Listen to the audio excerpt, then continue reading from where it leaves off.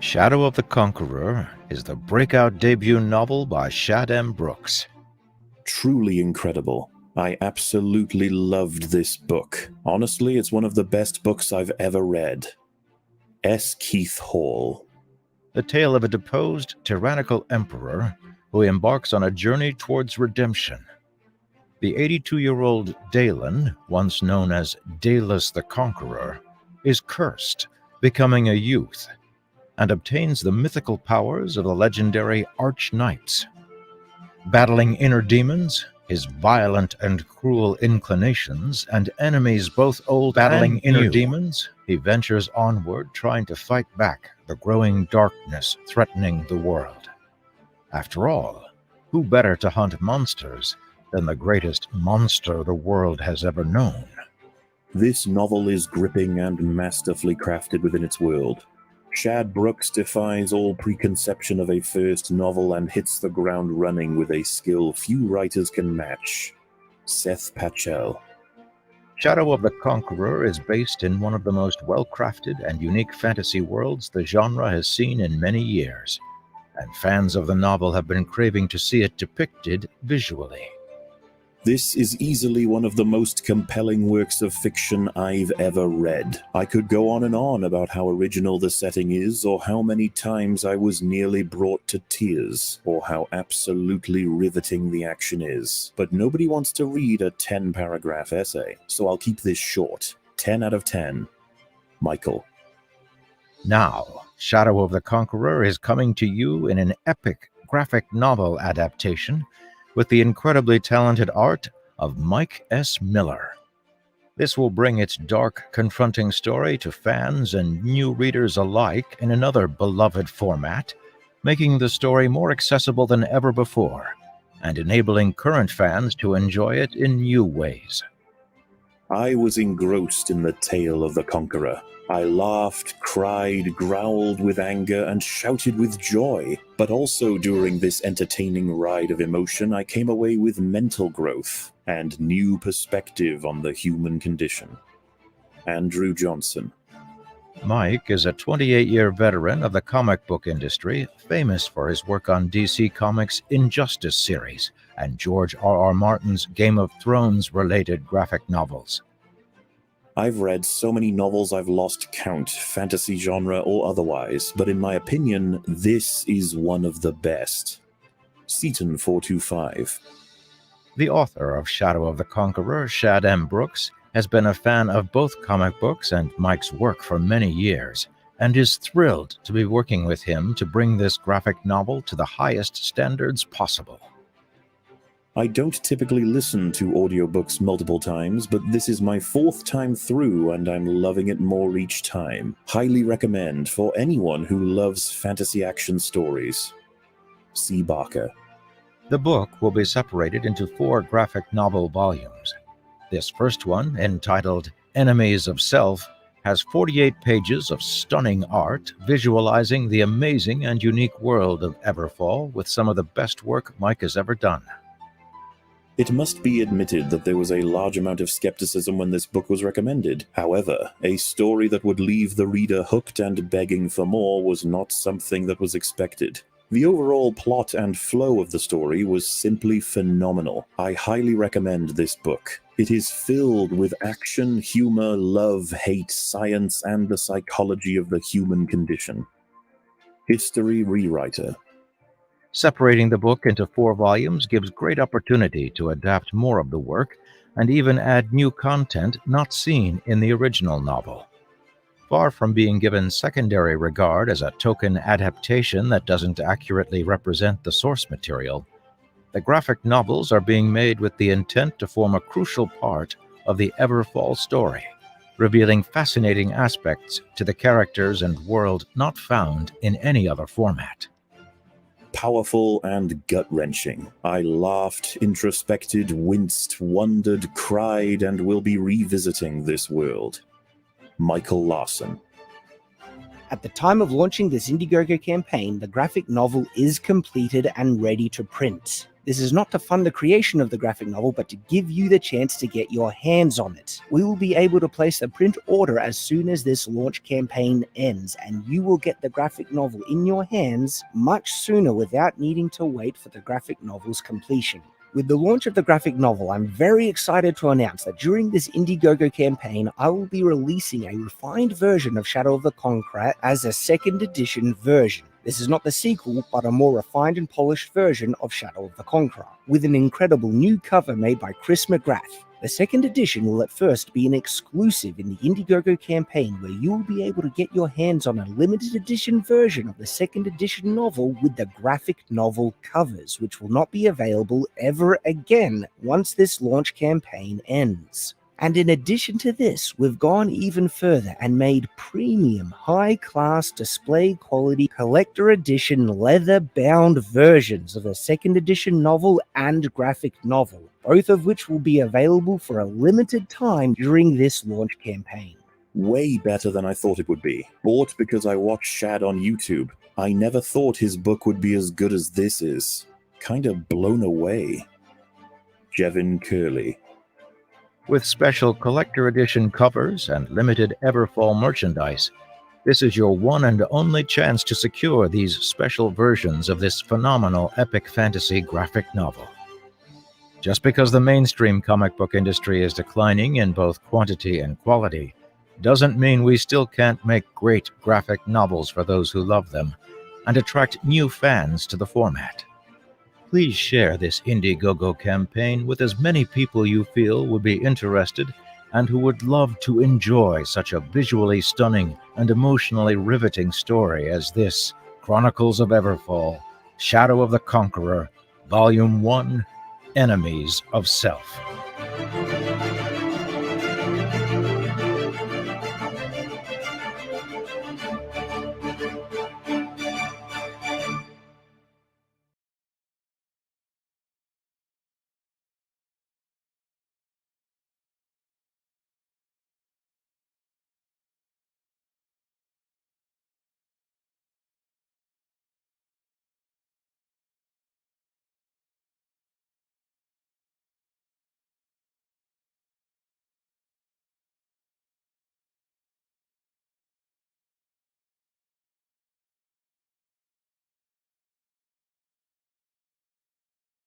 Am I freaking muted again? I'm so... All right, here's something stupid. Here's the link for anyone who wants to pop on. I may regret that, but what the heck? I might as well invite people on. Yeah, not a robot voice. What are you even talking about, Jiminy? Jiminy, get in here. Then I can berate you officially. Yeah, you like my... I changed the background because I thought the other one with the bouteilles was a little bit distracting for some people. Let's see how this campaign's doing. 129, 615. Actually, let me refresh it, see if we got any more.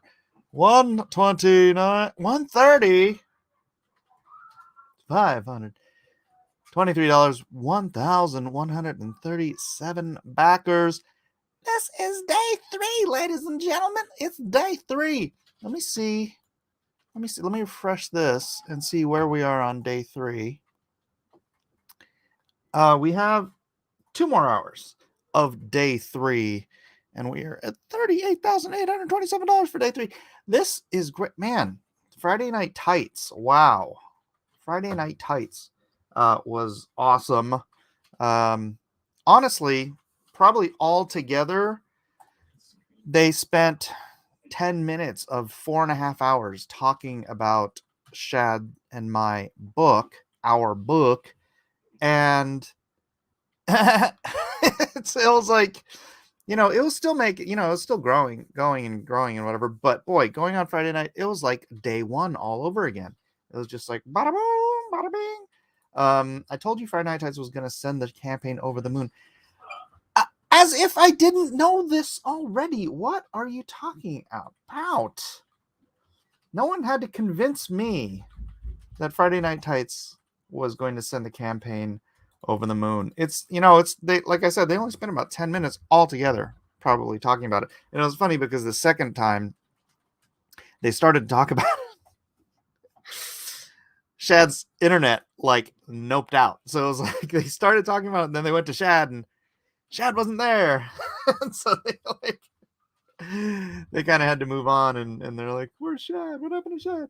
So he did make it back eventually, but and then his internet was just terrible internet. So yeah, man, we went before Friday night started. We were at about $99,000. So we didn't even hit 100,000 before Friday night, and now 130,523. And honestly, it just keeps going. Like an average Friday Night Tights, I think gets somewhere around 200,000 views, and I think they're when the stream ended, they were at like 63,000 views, right? And so even if it's a low average, that should have 3 times as many viewers. And I mean that it's not as fast as it was live, but we ended the show. Not we, they ended the show. Let me look because I did screen cap it to hold it up to remember. Scrolling up. All right, pre-Friday night numbers, it was 98,368. At the end of the shoe, come on, where is it?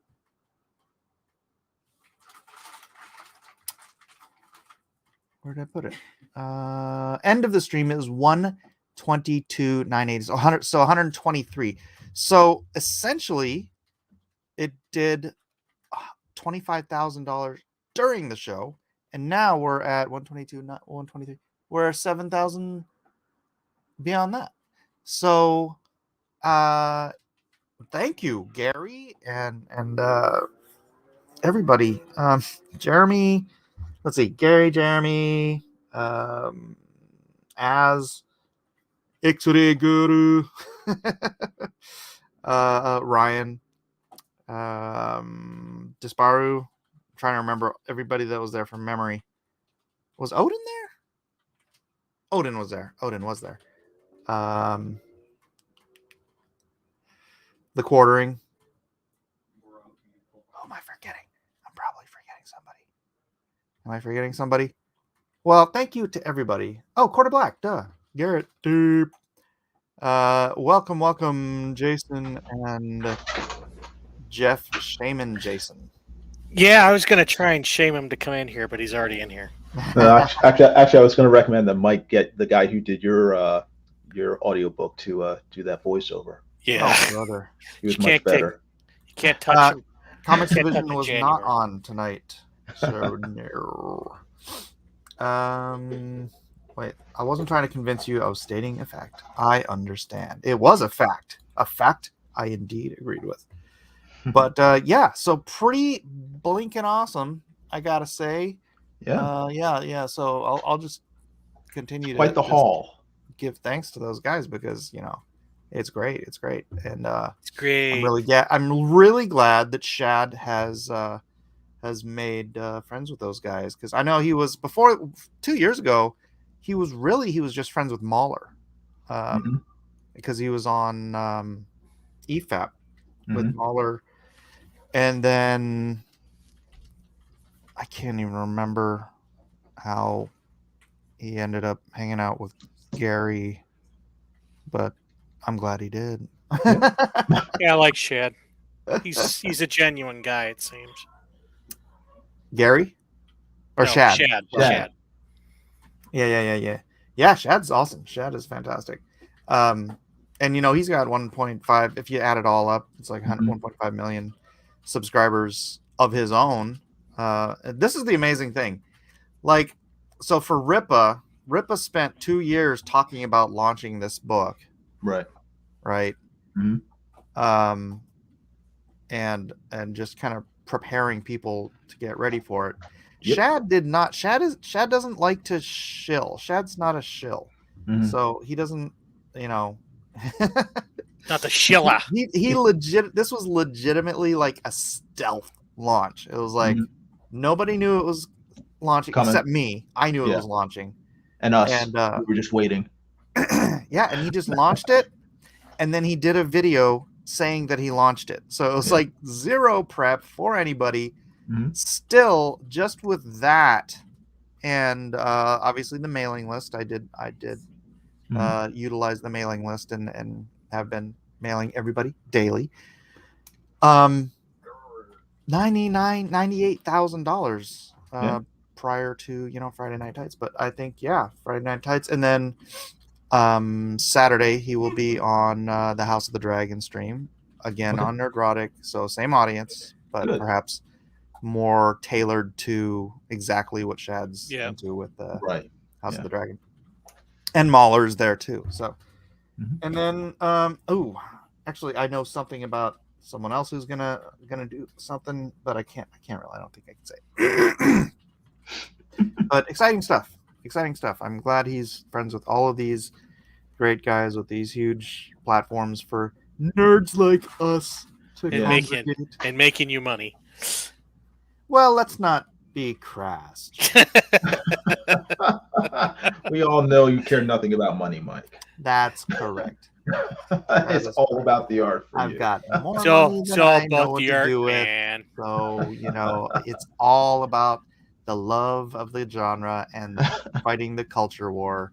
Money. Pshaw. Yes. Pish posh.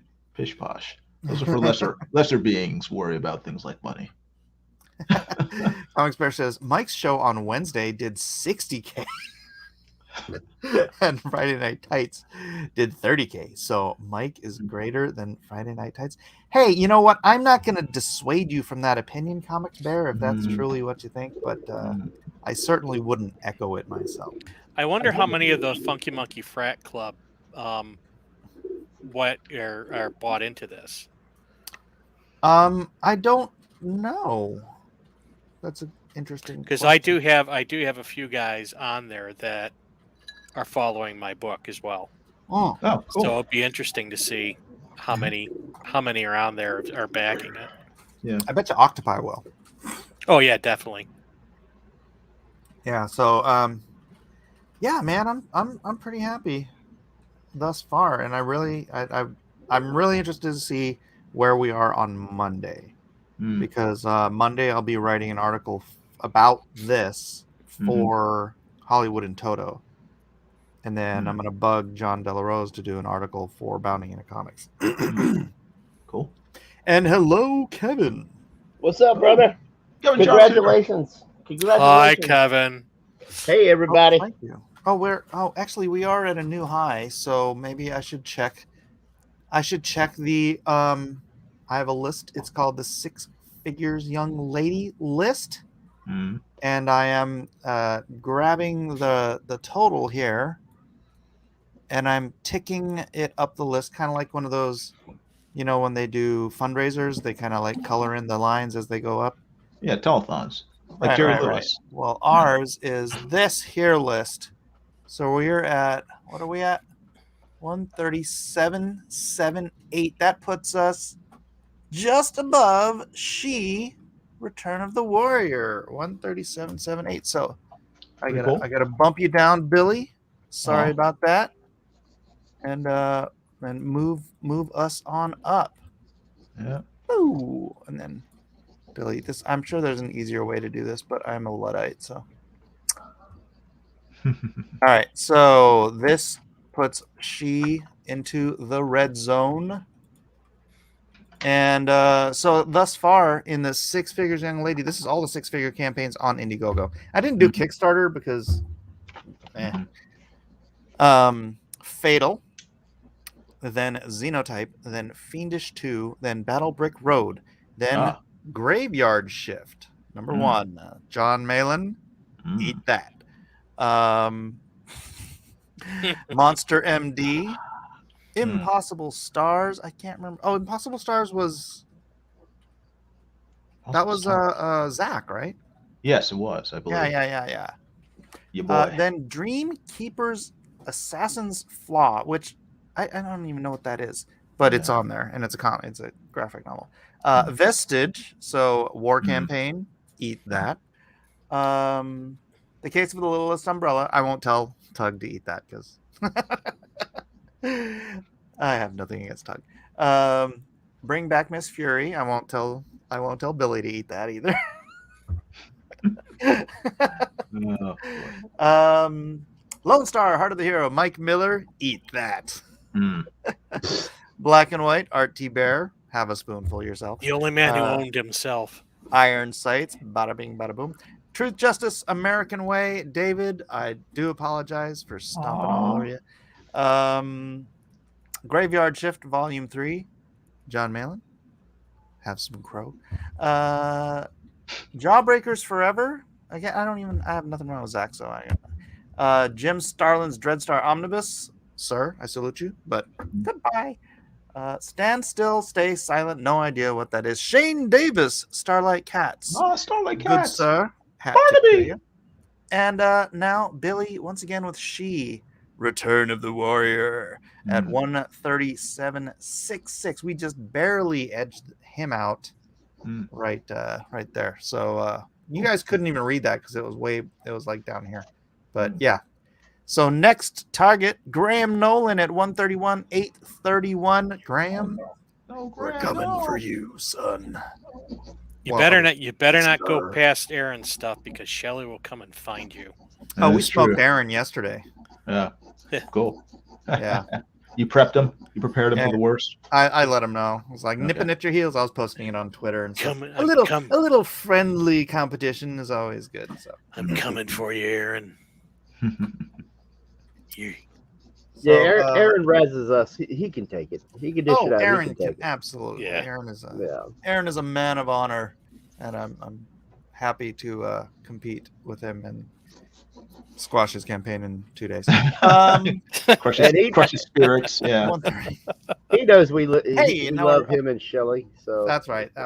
Absolute love. I pour out my heart. Toto has a good site, and Comics Bear and Rhaegar says Christian Toto is a good dude. Yes. So that's what's going on here. I kind of want to, I wanted to promote the book a little bit because you should really they didn't get to show other than the campaign, which I was really glad that today I actually uploaded art from the book. Yeah. Before it was all just the books and stuff. Yeah. And today I uploaded art and then I was like, oh yeah, he's on Friday Night Lights. And then they showed the campaign. I really like that you put some art up on there. That was cool. That's good. Yeah. Because David, get in here, bro. Thank you, sir. I mentioned when I was sharing that some of the links and stuff I sent, dude, you got some really sweet looking stuff that I was lucky enough to see a few pages. And wait, didn't I send you the link to the book? You sent me the link to the book the other night, but I can't get it because I'm on my laptop and I don't use my laptop for anything but streaming, and I couldn't get it from on my iPad where I usually do most of my work. Bro, I'll just send it to you on the Discord. Discord, yeah. Awesome. Thank you. Yeah, here, I'm gonna copy this again. Everybody, I don't want everybody rolling in here, but here, it's in the chat. David, feel free to brohawk in this house. Oh, David's in there. Hey, David, what's up, man? Although David shaved his hawk, so I don't know why he's brohawk. He should be bald hawk. Or bro. As long as he's got a cool goatee. Bald? Chrome hawk? Chrome hawk? No, he still has no, hair. because you got to get rid of the hawk because there's no hawk anymore. He's crew hawk now. He's crew hawk now because no hawk. There's no hawk. Yeah, but he'll always be the hawk. I am the hawk. All right, so I added some of this artwork, which it's. I really, really hope we can get this colorist back for issue 2. Yeah, I was looking at those pages. I'm fairly certain we'll be doing issue 2 at this rate. Yeah, that's a really, really nice colors on there. I really like the way it looks on your stuff, man. Well, seeing that you already got the book out, anybody who's a fan of the book is going to probably want well, not everybody, but most of the people who have the book probably going to want to get the graphic novel.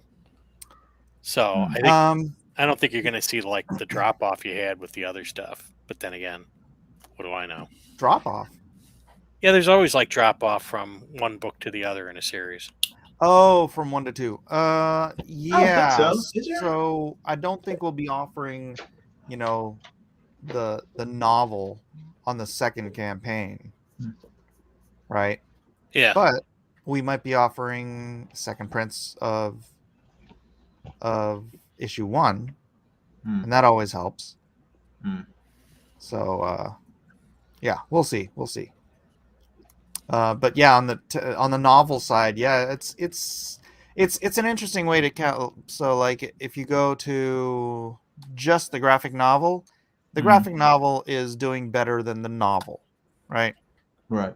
So you get the graphic novel, all 4 covers for $75, 22 of the graphic novel, 11 of the novel.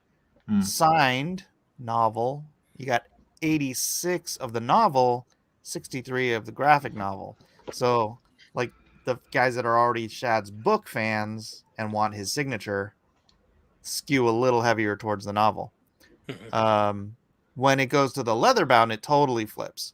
So you've got 5 claimed for the leatherbound graphic novel, 30 claimed for the leatherbound novel. Although, yeah, same with the sign, 10 and 21.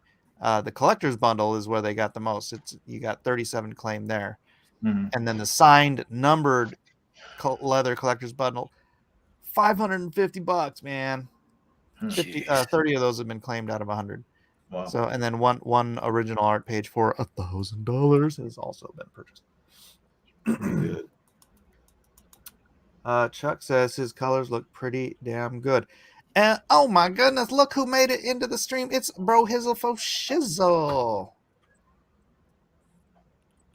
Hello. He left now that you said What's up, that. gang? How you doing? Hey, What's up, David? What's up, David? Hold on. Hold it now. Hit it. And then the artist edition graphic novel. This is just going to be the inks. I don't think we're even going to put the lettering on there. Oh, okay, cool. Just the inks. Although, yeah, I think it'd be better if it's just the inks. But there's only 12 claimed directly, but there's a lot more claimed as what do you call them? Add-ons, and then there are also parts of bundles. So there's probably, actually, I haven't checked, and I don't want to go all through the back stuff while we're on stream, but yeah. So yeah, man, pick a cover. Graphic novel 325, novel 151. So yeah, it is I'd say overall it more leans graphic novel. But yeah, I'm gonna say somewhere between probably 35% of the income from this entire thing will be the novel side. Okay. Maybe 40%. Wait a second. He doesn't have the novel out already? He does have. Well, that's what I he thought. doesn't. Here's the thing, and this is kind of a point that I make that nobody's really caught on to. I don't think is that they wanted to see this panel for some reason. Up till now, they've all been print on demand. Yeah. So this is the actual first real print run Of even the novel. of the novel. Yeah. Oh, okay. There's the faux shizzle. Oh, okay. He's saying it's he's do the magnifique, the kissy and the okay sign. Magnifique. Oh. He likes the speed lines, I guess. What if he got a reverse mohawk? That would look odd. I think he added his reverse mohawk to his normal mohawk, and it just came out bald. Just balanced out. Yeah. You masked off the mohawk with a non-mohawk. He can hear me. Can you hear me? Yes. Yeah. I can hear you. Yes. All right, good. Right on. What's up, Congrats, Bald Hawk? Mike. Congrats. Oh, thank you. Thank you very much. It's you know, it's not my doing. It's Shad. I'm just the artist. I'm the writer and the artist, and I've put together the campaign. And... By the way, my mohawk is in my pants. Oh, boy. Oh, no. Oh, no. Alrighty then. We're gonna go. I didn't need to hear that. You have to live with that from here on, from He's henceforth. manscaping. Knowing that. That's right. The visual Manscaping. stuff. Yeah. So, did you see where you were on the list there, buddy? What is this? This is the all the 6-figure campaigns on Indiegogo. Nope. Where am I? You are right here. So we skipped past you. Actually, we did all this today since he went on Friday Night Tights. That's when we started ticking things off. Ding ding ding ding ding ding ding ding ding ding ding. But I don't know, where is that? I can't see my computer from here, so I'm just looking into the camera. Oh, okay. It's Jawbreakers. Oh no. Your Truth, Justice, American Way was 120,124 when I wrote this. Let's see where you are now. And ladies and gentlemen, please do pick up Truth, Justice, American Way if you have not already. I'll put the link in the chat. Yeah, you're still at 120, 124. So there you go. Junkyard Dunn says artist, writer, artist, promoter. You have a hell of an audience, and you deserve, all of the people coming your way. But go back to your super chat. I'm sorry to interrupt. Oh, it's not a super chat. Don't worry, I can ignore Junkyard. No, just kidding. Yeah. Junkyard, did you get your? Did you get in on this campaign yet? I know it's been a long time since I promoted a campaign. It's been a very long time. But wait, were you asking me a question? How are you doing, David? I'm doing okay. And yourself? How's the family? Oh, very good. Everybody's good. My wife's actually in Palm Springs with her best friend for the week, and actually just for tonight. They like to go on these little trips. So. Okay. Well, she's Gets got her 6 out of my kids, hair. You know she's how got 20 women kids, are. so I don't blame her. I met Gary Shipman last weekend. Oh, yeah? Yep. Cool. He came up to see me at BaseCon, and I was with him for 15 minutes and left to go take my wife out for lunch. Wow. Yeah. Ah. So I feel about 3 inches tall now. Why? Why? Gary's I basically ditched him. Oh. No. Well, your wife comes first, so don't worry about it. What a horrible, horrible person you are. Yes, I am. Is he as talkative in real life as he seems on streams? He's more talkative. Okay. Yeah. Junkyard Can I says, ask I'll get it next week. Hopefully the secret tier is still live. We don't talk about the secret tier, Junkyard. Same thing with Truth, Justice, American Way. How are you feeling about your performance on this book? Say again? How are you feeling about how the book is performing? It's okay. I mean, I'm very happy with all that we got. I feel blessed. I'm thankful for every person who got the book, and I'm having fun, drawing it. Yeah, it looks like a fun project right up here. I'm working on 2 at the same time, so I'm working on Bass Reeves plus this at the same time. So it's kind of hectic, because I'm always changing gears. Black John Byrne or something? Not even close. Not even close. But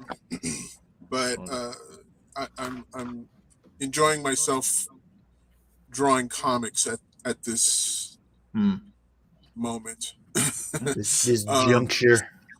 Yeah. Well, we're enjoying seeing I came in late to this, but what's the theme of everybody's drawing right now?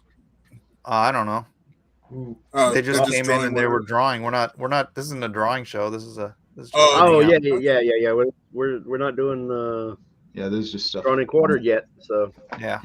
Oh, okay. Hellstorm asks, has anyone ever hear from Kyung? Sorry, I read that really poorly. Kyung followed me on Twitter the other day. I just I've been a sort of a non-person on Twitter for a while, and but I posted something in one of our old groups, and I did finally change my name back to Mike S. Miller, so he knew it was. I guess he knew it was me, and so he followed me. Okay, cool. But yeah. Comics Bear says, any Indiegogo campaign that hits $100,000 deserve respect. Absolutely. Mm-hmm. That's a heck of a benchmark to hit.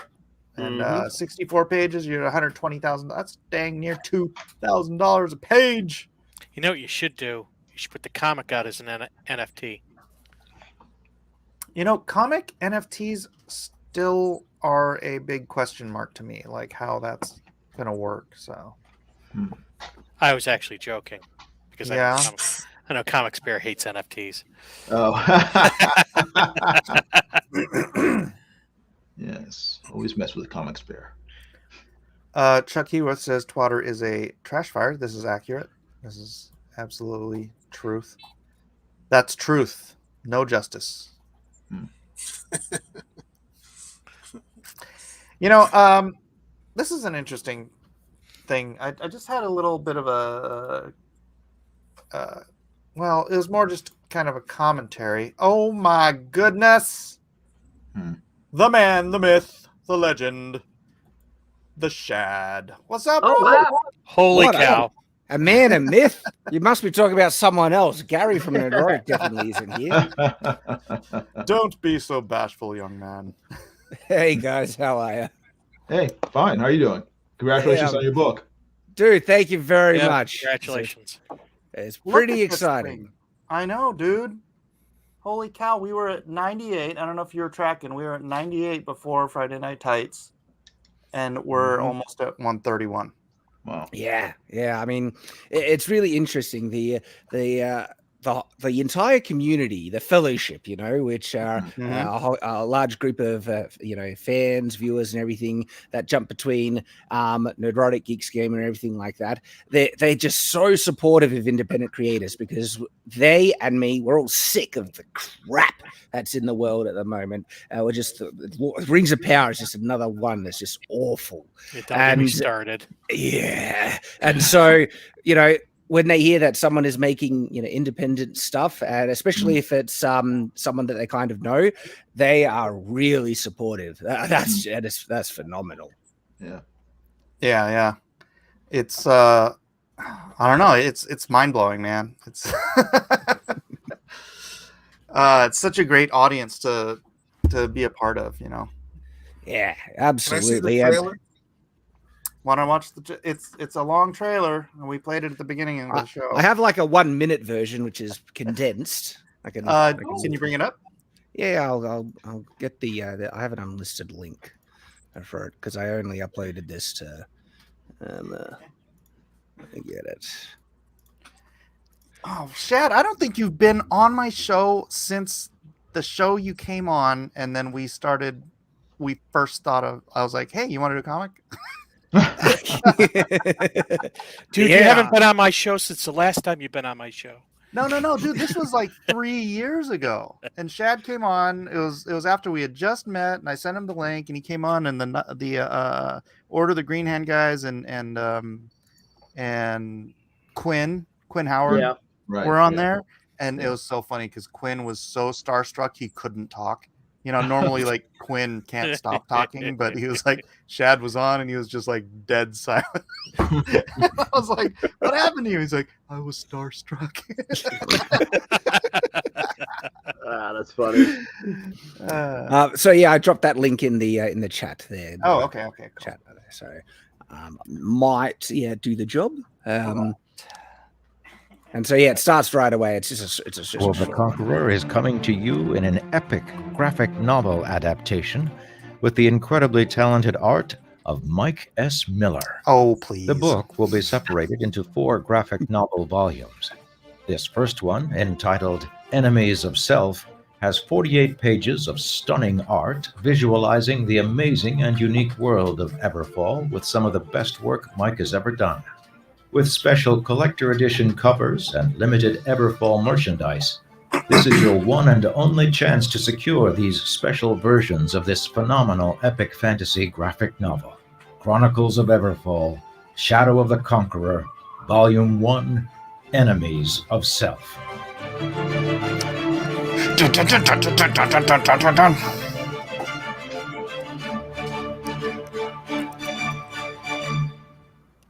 Awesome. That's awesome.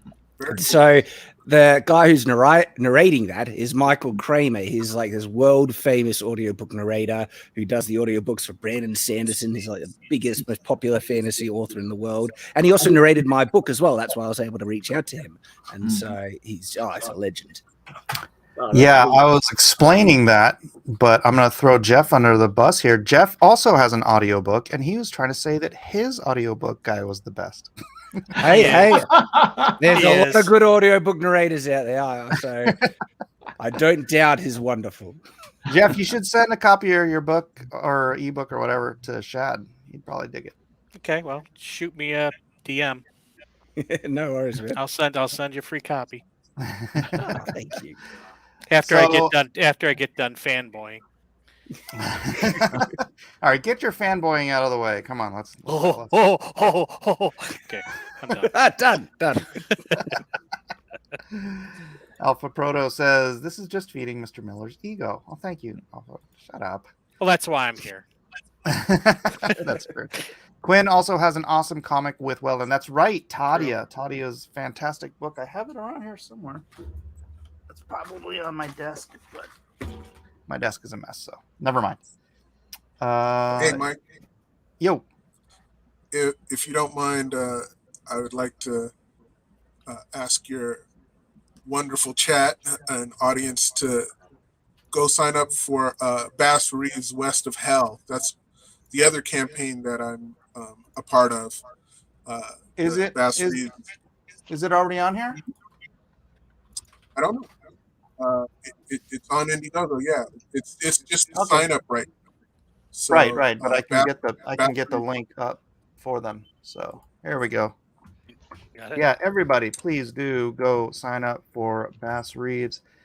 You wanna tell them about all the exclusive stuff that's going to be in it? I'm not sure exactly all the exclusives because Allegiance Arts is gonna put all that stuff out pretty soon. But I know that's 6 issues worth of Bass Reeves. Walmart only released 3 issues, and this is going to be the full collected, full 6 issues. So 3 of it is exclusive. Yeah. Oh wow. Okay. And And Mr. so- Aaron Lepresti, we've got a full house here now. Uh-oh. Hey, Aaron, how you doing? Oh, sweet. I was Higher. Chad, I don't know if you know David Williams, Bro Hizzle for Shizzle. He's another legendary comic book artist. You probably have some of his stuff. It's very possible. An old collection, and I might have a comic book there. Yeah, and Aaron Wraith to Lepresti. Aaron Lepresti, also another he's been in the industry longer than I have. Actually, they both have. This is a rare treat. I thought you Because were I'm so old. It's so great to have older people. been alive. But yeah, their work is ubiquitous. And then Kev Hulk here in the middle. That Kevin. What? Oh, there you are. Yeah, Kevin Sharp is he's done a gaggle of stuff as well, all over the place. So yeah, you're lot of in fill-in the stuff, middle of a comic book professional nerd hangout. So It's a privilege, guys. Like all of your art, just amazing. This is awesome. Thank you. and all of you guys, this is Shad. He's Nice to meet you, Nice to Chad. meet you. writer, creator, YouTube sensation, and the reason this book is doing phenomenally well in 3 days already. Look at this. 130. Very Let's just call it impressive. 131,000. Most. They're gunning for you, Aaron. So, Shad, people have been asking, and I'm kind of curious too, why the stealth launch? Well, mainly, we there was a lot of work to get ready on the back end, and my lovely wife did all the heavy lifting to set that all up. And then the printer basically said that there might be price increases coming because of inflation, paper costs, and stuff like that. And we were going to be hit with some increase in costs, and we had to get it out basically as fast as we could to be able to put the order in before prices increase. It's like, all right, we're doing it. Let's drop it. Yeah, and on top of that, you didn't want to miss. You don't want to be launching in December. Well, also, this is like a huge time at the moment because there's 3 big shows that I'm reviewing at the moment: Rings of Power, She-Hulk, House of the Dragon, and so this is a big like wave of viewership and attention because of all these big shows, and so there's no other better time to actually promote and push this than right now. And so the timing came together pretty well. I think that echo might be me. I know I was like, man, I'm glad we waited because, I mean, obviously we had the issues with the printer and then Ben leaving and all that kind of stuff. But it's so serendipitous that everything kind of came together because like when these shows are hitting, that's when the channel growth is like exponential. Yeah. Right. So the fan base, while this campaign is going on, is going to be like, there's going to be new people coming in constantly. And on top of that, how did you end up on Gary's show? Well, Gary and I met through EFAP, and so we just had, good friendly conversations. I've been watching him for ages, and so we just had a good kind of friendly association. And then we just kind of been orbiting each other for a while. And I've been loving Friday Night Tights, and I just kind of messaged him one time saying, "Hey, mate, I'd love to come on." And he's like, "Oh, of course! I can't believe we haven't had you on before." And so I hopped on, and then I've come back as kind of a regular guest. And it's been they're just a great, fun bunch of guys. Gary is awesome, and he was really keen to have me come on board regularly for Rings of Power because I'm a heavy fantasy nerd, and so he was. And it's evolved where I'm almost like a regular guest with all these big fantasy ones, especially House of the Dragons and stuff. And I didn't mean to time it this way or anything. I would be on Friday Night Tights anyway, even if the graphic novel wasn't coming out, because, like I said, they're great guys, and it's heaps of fun. And it all fell together to play out this way. Yeah, just I keep thinking just the word serendipity. It's all like everything's coming together at the same time to launch this, And the House of the Dragon, you're doing a separate show with Gary, and that's gonna go. How many more weeks is that gonna run? So I think there's more episodes of House of the Dragons than Rings of Power. So it actually might go a bit past Rings of Power's finish. Okay. Man, I wonder how big you guys' channels are going to be by the end of this. It's pretty awesome. Night's Watch is only a year or two old, and it's already getting some really sizable views. That is like Shadowversity, right? I forget. It's 1.3 million subscribers. But Night's Watch is pulling in nearly a third of the views, with only being like not 8% of the subscriber base or something. Wow.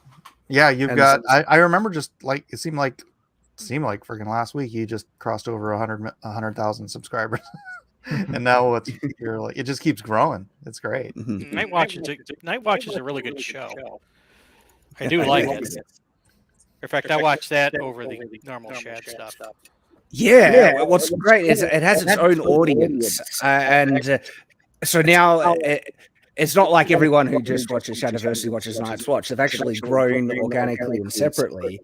And I started Night's Watch with the express intent for it not to be like Shadiversity 2. I wanted it to be its own independent channel that I would devote as much time to as Shadiversity. And people have noticed that this is a serious channel, and it's growing really well. It's phenomenal. That's lost Aaron. I know, Aaron. Well, he's a Luddite, so he might have just pressed the wrong button somewhere. That's what Aaron does. he may be back. Yeah. So wow. Yeah. This is just. I'm very excited. I'm so excited to see where this ends up.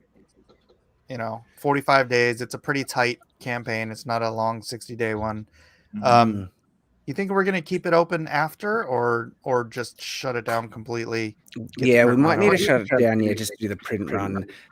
So I have a kind of a goal. I really would like to see it reach 200,000.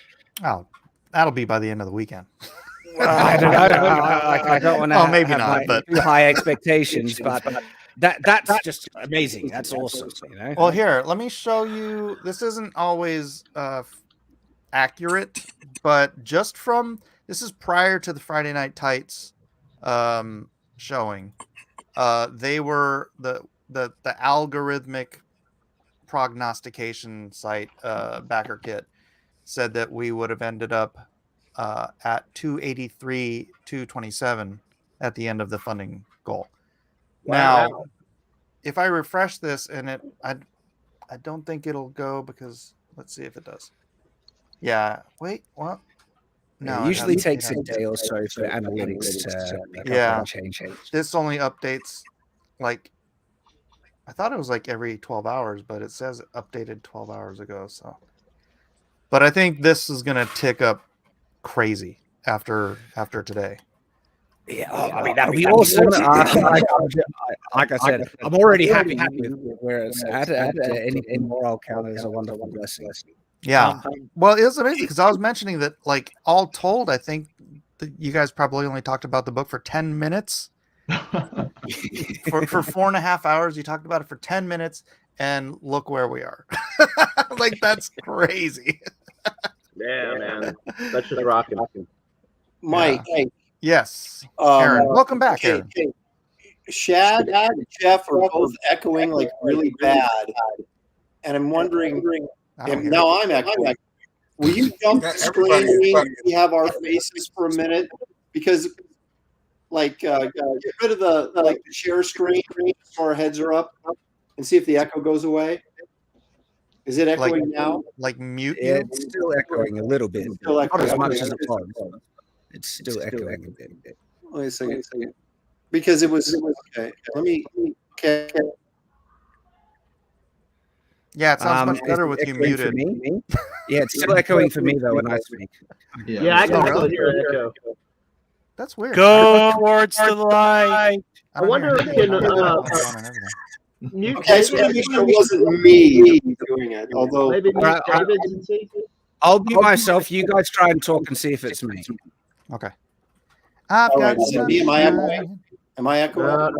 No. You are echoing. I wonder if it's David by chance. David. Is it me? You know what? Let me mute one person at a time. All right. Okay. David, you're muted. Everyone else talk. Testing. Still echo? Okay, not David. Yeah. Let's try Kevin.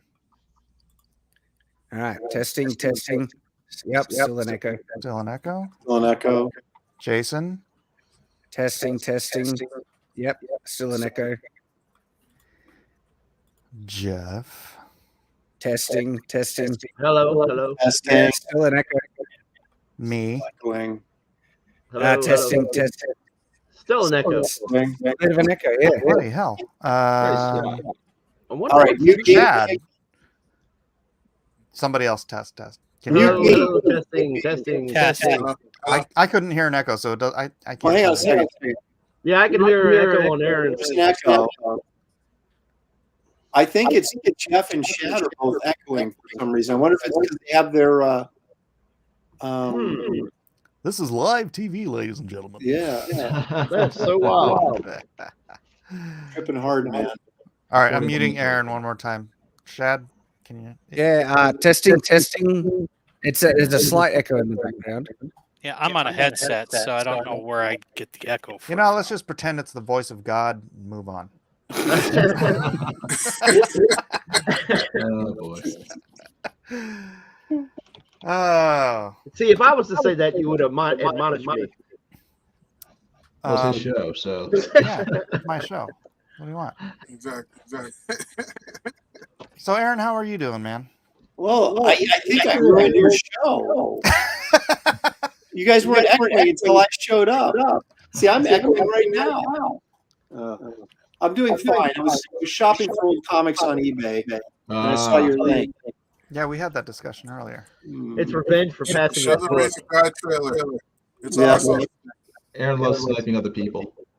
What, you want me to play the Shad trailer again? No, Race of God. Oh, the Wraith of... He doesn't have it up, because he wasn't expecting. No. The Spanish But Inquisition. oddly enough, I already had... No one ever expects the Spanish Inquisition. Where is it? No. I had David's up. I wasn't expecting him either. Shoot. All right, let me see. Let me go back to... Yeah, I paid big money for that trailer. Well, got your money's worth. So. Yeah. I played every second to get my money's worth. Wraith of God. This one here, Blood Hunters? Yeah. That's it. $85,000. Not too bad, Mr. You ever Lopez. bought it yet, Mike? Shameful. Yeah, I backed it first day. Can you What are go you talking large on Jason's drawing? Oh, about? Jason's drawing. Yeah. Oh, Oh, you mean this Jason? He's doing I was like, Yeah. which Jason did something on... oh. Hey, that's from Drawn and Quartered. No, it isn't actually. It's a separate one. Oh, really? Yeah. I just like her. Nice. Yeah. Great character. Unfortunately, they didn't make a movie about her. They made it about the lesser Captain Marvel. But that's Yeah, okay. well... Well, the next The one's got her in it. yeah, the grumpy one. Yeah. Not the cool, happy. Twitla says Shad is really sticking it to crowdfunded comics. Mm. And Chuck wants me to play Chad sniffing the leather-bound book. That was on FNT tonight. Oh yeah, I saw that. And here's Edwin Boyette, our local black and white fellow from Hawaii. Hey, aloha, Mike. Oh, there he you is. go. With jazz, boy. Yeah. I have got the Loud Kindle mic. open. I've got the Kindle open to Shadow of the Conqueror. If Shad can point us to a particularly poignant passage, I can read that for us quickly. Ooh. Do it. Shad. Oh, you put me on the spot. Start with chapter 1. He read the sword fight from chapter 2 yesterday. Okay, maybe one of the chapter headings would be good. Actually, there's a chapter heading I really love. Let me get the book and I'll quickly find out which one. All right, the Kindle's popping open. Edwin has no echo. If you hear sniffing in the background, it's one of the leather-bound books. Echoes are scared of Edwin. Echo. Maybe the Echo was echo gone. went away. Echo Edwin has no came in Edwin. and the echo left. Echo, Yeah. He maybe fixed the echo- everything. He It's drove like- it away. It's like tech, Like Poltergeist. it's like tech exorcism. Yes. We were at an No. odd number. That's what it No, was. It's clean. his Just had to appearance, raise the testosterone in the room. That's all. Oh, There boy. you go. It's too, Oh my goodness! it's deep Really? radio voice. his All right. appearance balanced the chi of the entire internet. I think you're right. So one of my, there's a lot of moments that I'm happy with. The chapter opening, which is a flashback kind of cutaway of chapter 15. Chapter is, 15. All right, we're heading there now. Chapter 15. Now, I don't know if any of my voices will sound like the way you imagine them, but we'll see. So you just want the intro? Yeah, so it's the part that's kind of like italics, kind of. Yeah. Yes, exactly. Edwin, Okay, so this is chapter 15. Edwin, remember, they all have to sound Australian. Now go. Let me change my gain a little bit just so I'm not blowing everybody out. With my most loyal men, I cut my way into the throne room, detaining all within. There I executed the queen with my own hands, in front of her most loyal subjects and family, her daughter. The young princess included. She was a girl of 9 years, screaming, "Traitor! Treason!" and that she would see me hung by my own entrails for murdering her mother. I was shocked that a child so young could speak of such violence. But then I realized she wasn't a normal child. She was an aristocrat, bred to be cruel and selfish. That girl would live her entire life with the intent to see me dead, as with the families of all those I had already executed. I suddenly knew that if Hamara was to have any peace going forward, all possible threats had to be dealt with. So I executed the girl just a few minutes after her mother, her screams of hatred and vengeance upon me echoing through the hall, right up until I separated her head from her small body. Chilling. After that, I ordered the executions of every aristocratic family, grandmother, grandfather, son, daughter, child, babe, all killed at my command. After, once I was finally alone, I knelt, expecting to cry at the horror I had just committed. But no tears came. I could feel nothing. Very nice. Powerful. Awesome. Dang, hire that man. Shad, explain yourself. Get it on audio. That first of all, well read. Oh, your voice, chilling, wonderful. Thank you. That's a brutal passage. Wow. I'm gonna go take a shower now, I guess. One of the reasons I like it, because it shows his slow decline. This is a flashback of how he became the Conqueror and the compromises that were already starting, and it just continues to get worse and worse. Yeah. And also his emotional state, and so yeah, that section there just really encapsulates a big part of his journey and his fall, and so. Yeah, that's great. Yeah, for those who don't know, why don't you give a quick passage. summary of who Daedalus is? Dalen is the former tyrannical emperor. He's basically the Stalin or Hitler of this world, who led a revolution and was thrust to lead the nation after he overthrew the oppressive aristocracy. And there was just compromise after compromise that led him down to become the greatest evil dictator the world had ever seen. And this is all flashbacks. The context of where the book begins is after he was finally defeated and deposed, had been living in hiding for 20 years. And in that time, he's come to realize how much of a truly evil person he's been, and he hates it all.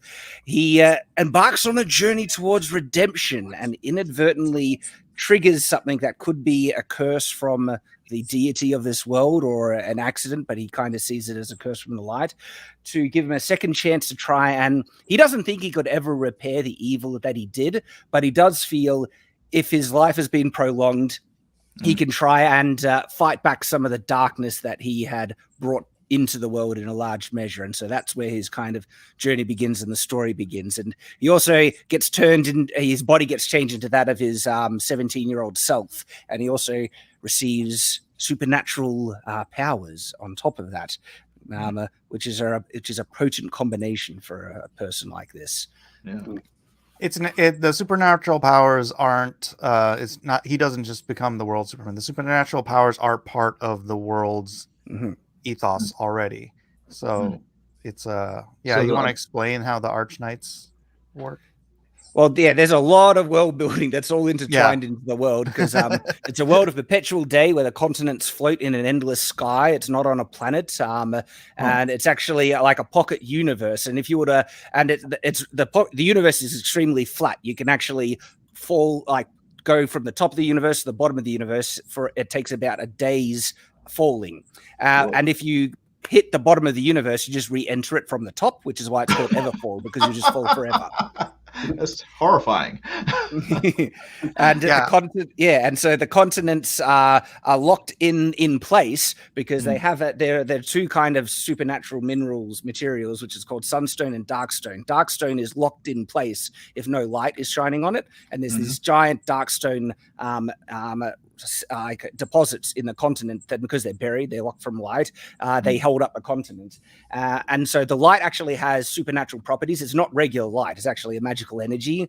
And that's what creates sunstone, which is the other thing in the world, but is also the fuel source for magical abilities, because if you can bond this light to certain things, it has magical effects. They can do it to objects, and if you bond it to a sword, it becomes a super magical cutting sword.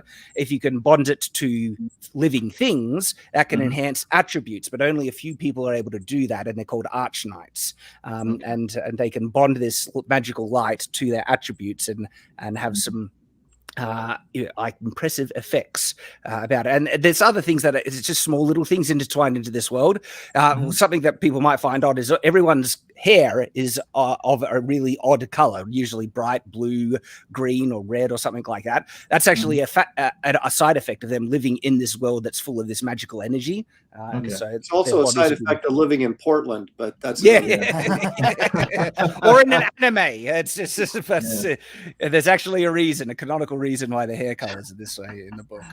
Now you keep using the word magical, but really it's just the physics of this world. There's actually a science based around how this energy works, how it's integrated into technology. They have flying sky ships that use darkstone sunstone integration. The art of bonding this light to objects is called sun forging, and they have like equations as to the amounts of light needed and how to do it properly. And so it's actually written as what's called a hard fantasy, which is like a hard science fiction. It basically means all the fantasy elements are taken very seriously and logically, approached as if it's science fiction. Cool. So now, when they do the adaptation of this into film, will all of these red-headed characters become African American? I put them right in the contract that they will not change the appearance of any character. Flat. It's not happening. It's anti-ginger. This has got to stop. Ginger side. Ginger apocalypse. Yeah, exactly. Oh, Chuck Keywords has an update for us. We are now at 131. We broke 131. Very good. Right on. Awesome. Yeah, really jumped up today. I'm Did glad that pick up like 50% today, Mike? We went from 98 to 131. Well, shoot, I don't know where we started this morning. I think from last night it's picked up about 40%. Right before the Friday Night Tights, we actually just reached 99%. I think we were like 1,000 away, but then FNT just really launched us over that. Right. Well, okay. So I was tracking before Friday Night started. It was at 98, and then right before they started talking, you guys started talking about it. It was at 99. Yeah. So it was like we made 1,000 before you started, and then here's the. So yeah, today, if you count today, it was $40,908 today. Right. That's not That's day. That's a good entire campaign. Yeah.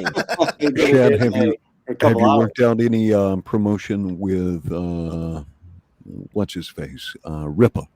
Ripper? No, I've reached out to him, but the guy, you can understand is so busy. He's trying to do fulfillment on this campaign at the moment. He probably doesn't have a spare minute, and so I fully understand that. But maybe after he sorts that out, I'll reach out to him again because Rippers is awesome.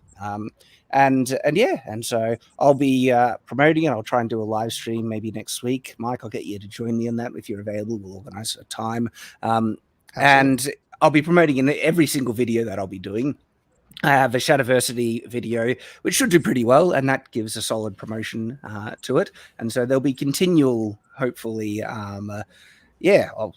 marketing for it going forward. And we'll have to see where it goes. Yeah, I kind of want to reiterate. This was just like a total. I used the term stealth launch.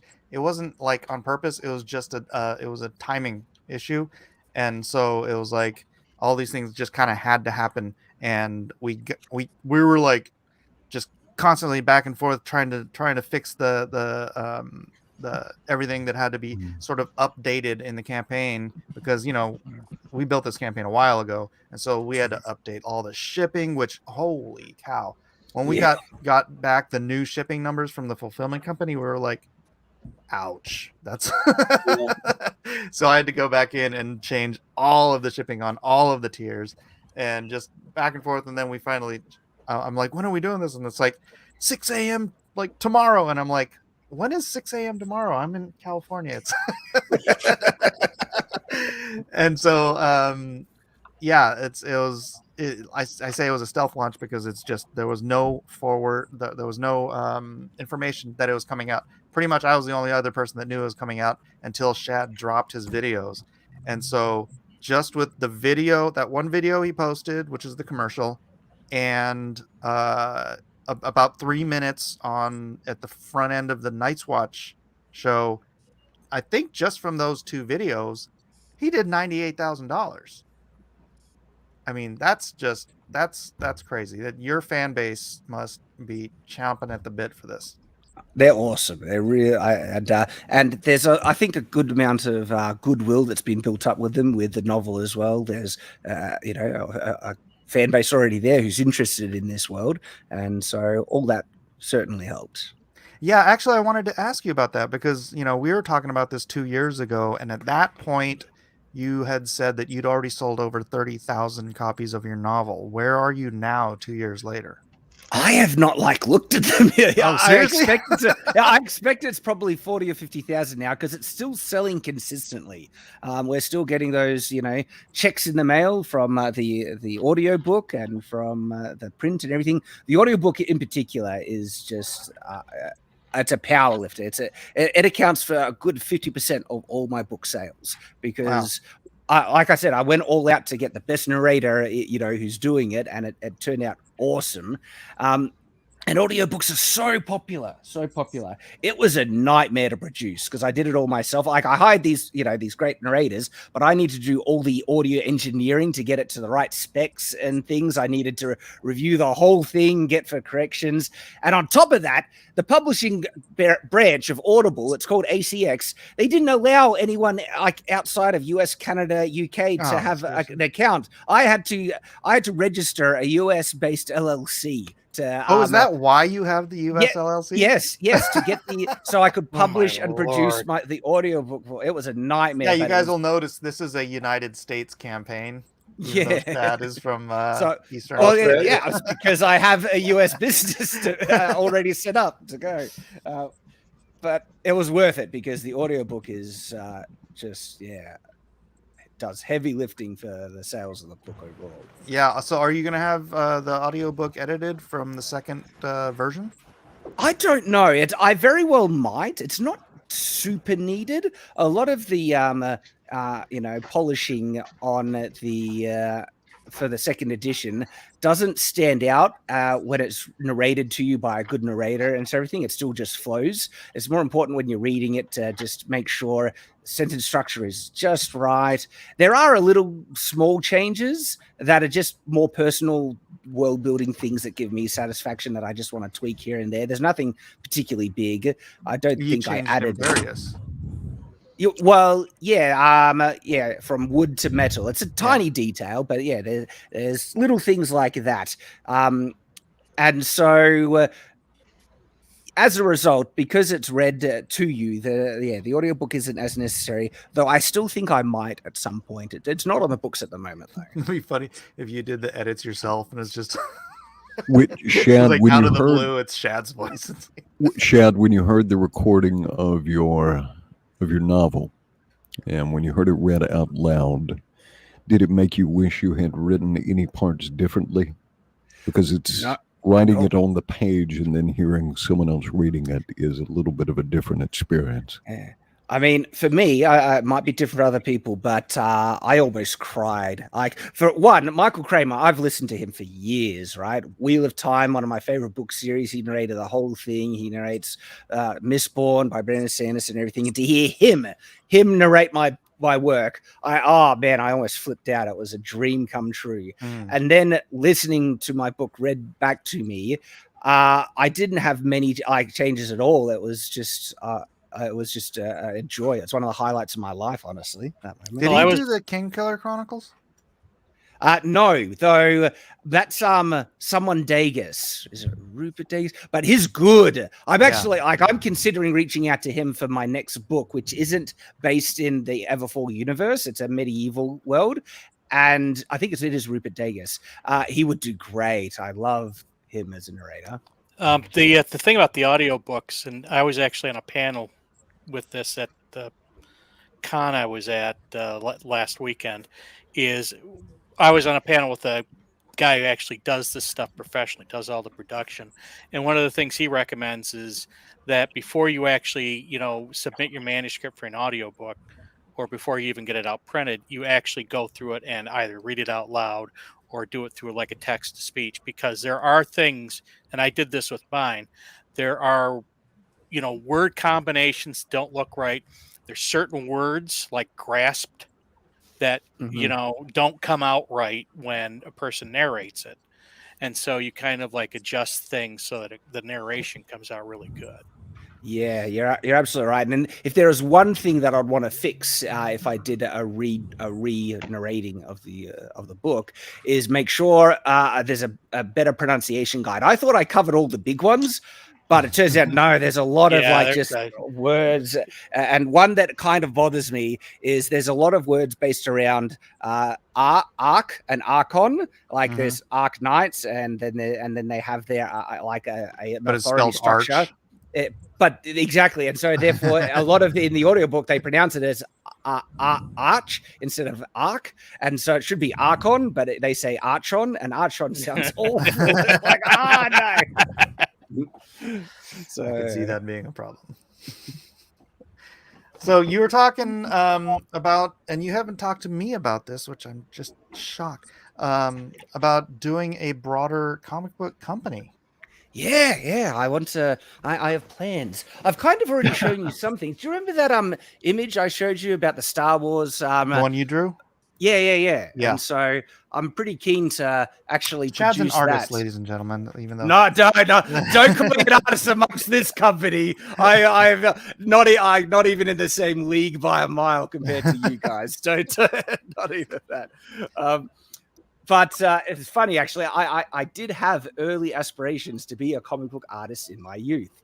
And it took a long while for me to realize that what I enjoyed about it was the creation of stories, creating characters and everything. And when I started to try and actually draw them panel to panel, I didn't enjoy it. I was like, oh, it's the stories that I personally love. And that's then where it turned me towards writing. But yeah, so there's that one that I really want to do, and so you did dodge that bullet. Yeah. Well, that being the case, Chad, I mean, like when you want to cross that bridge, I'll definitely help put together the team for it. It'll be very exciting. Like I have a DeviantArt page with the concepts of some of these characters. Oh, did you want me to bring it up? Degenerate DeviantArt. Hey, like this is back in the day when it was one of the few options, and it is degenerate now. Holy crap! Yeah. If you load up some furry art, I'm out. It's just on the front page. What do you want from me? What's your page? What's your Deviant account? Just Shad Brooks, Shad dash Brooks. And if you go to the color page, you'll see a lot of the superhero concepts that I have. But it doesn't have yours. It doesn't have the maybe I'll have to email you the Star Wars one again. And look at Shad going nuts on 3D. Shad's building his own castles, by the way. Cool. He's pretty much gonna turn Eastern Australia into a kingdom, the kingdom of Shad. One of my other goals amongst many. My guilty pleasure is watching gold panning or gold prospecting videos from the Victoria region with a couple of Aussie dudes. It's great. Do those walls have matriculations on them? Matriculations, the castles definitely will. Who do you think I am, sir?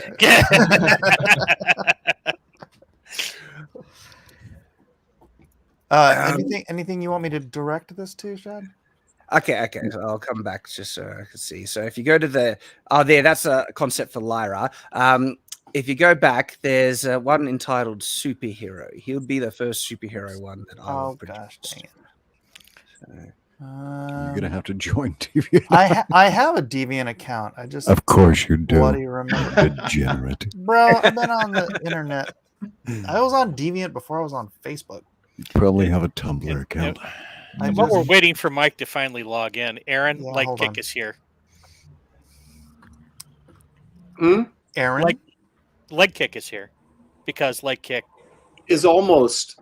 Oh, Leg Kick is here? Yes. I don't see him. He was. I said hi to him. No, he was. Well, he said hi to everybody like a while ago. Oh, I'm sorry. Have I been ignoring the chat? Terrible. Continue. Miller, I have got to get back to it.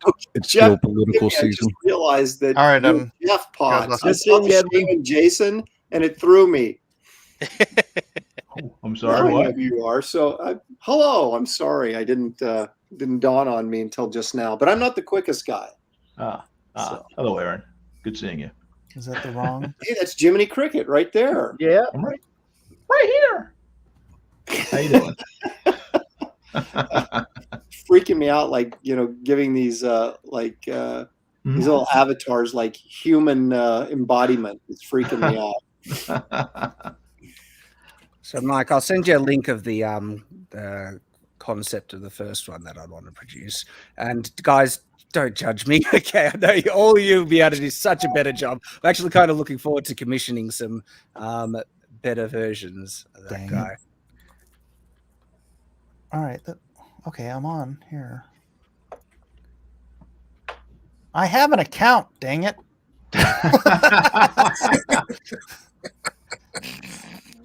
Underdog Mike, that's my account. Before Instagram was a big thing for artists, DeviantArt was the thing, man. That's right. They probably cleaned it out back in 2001. Oh yeah, I'm in. Save. Okay. I haven't posted. I just haven't used it in forever. so long. This is how I used to find artists when I was publishing and I was looking for artists to do different things.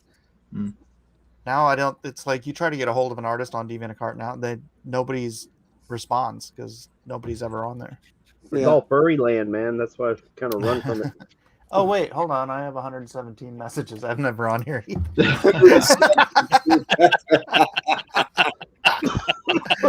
See, get caught up on that. Exactly what I'm talking about. All right. All right. So, Shad, how did you meet Mike? So Mike reached out to me because he noticed that I had the Hedge Knight displayed in a prominent position of respect and appreciation on my backdrop with all the books and things, and was like, "Hey, I saw you do that. Are you interested in graphic novels?" And I said, "Well, as a matter of fact, I am."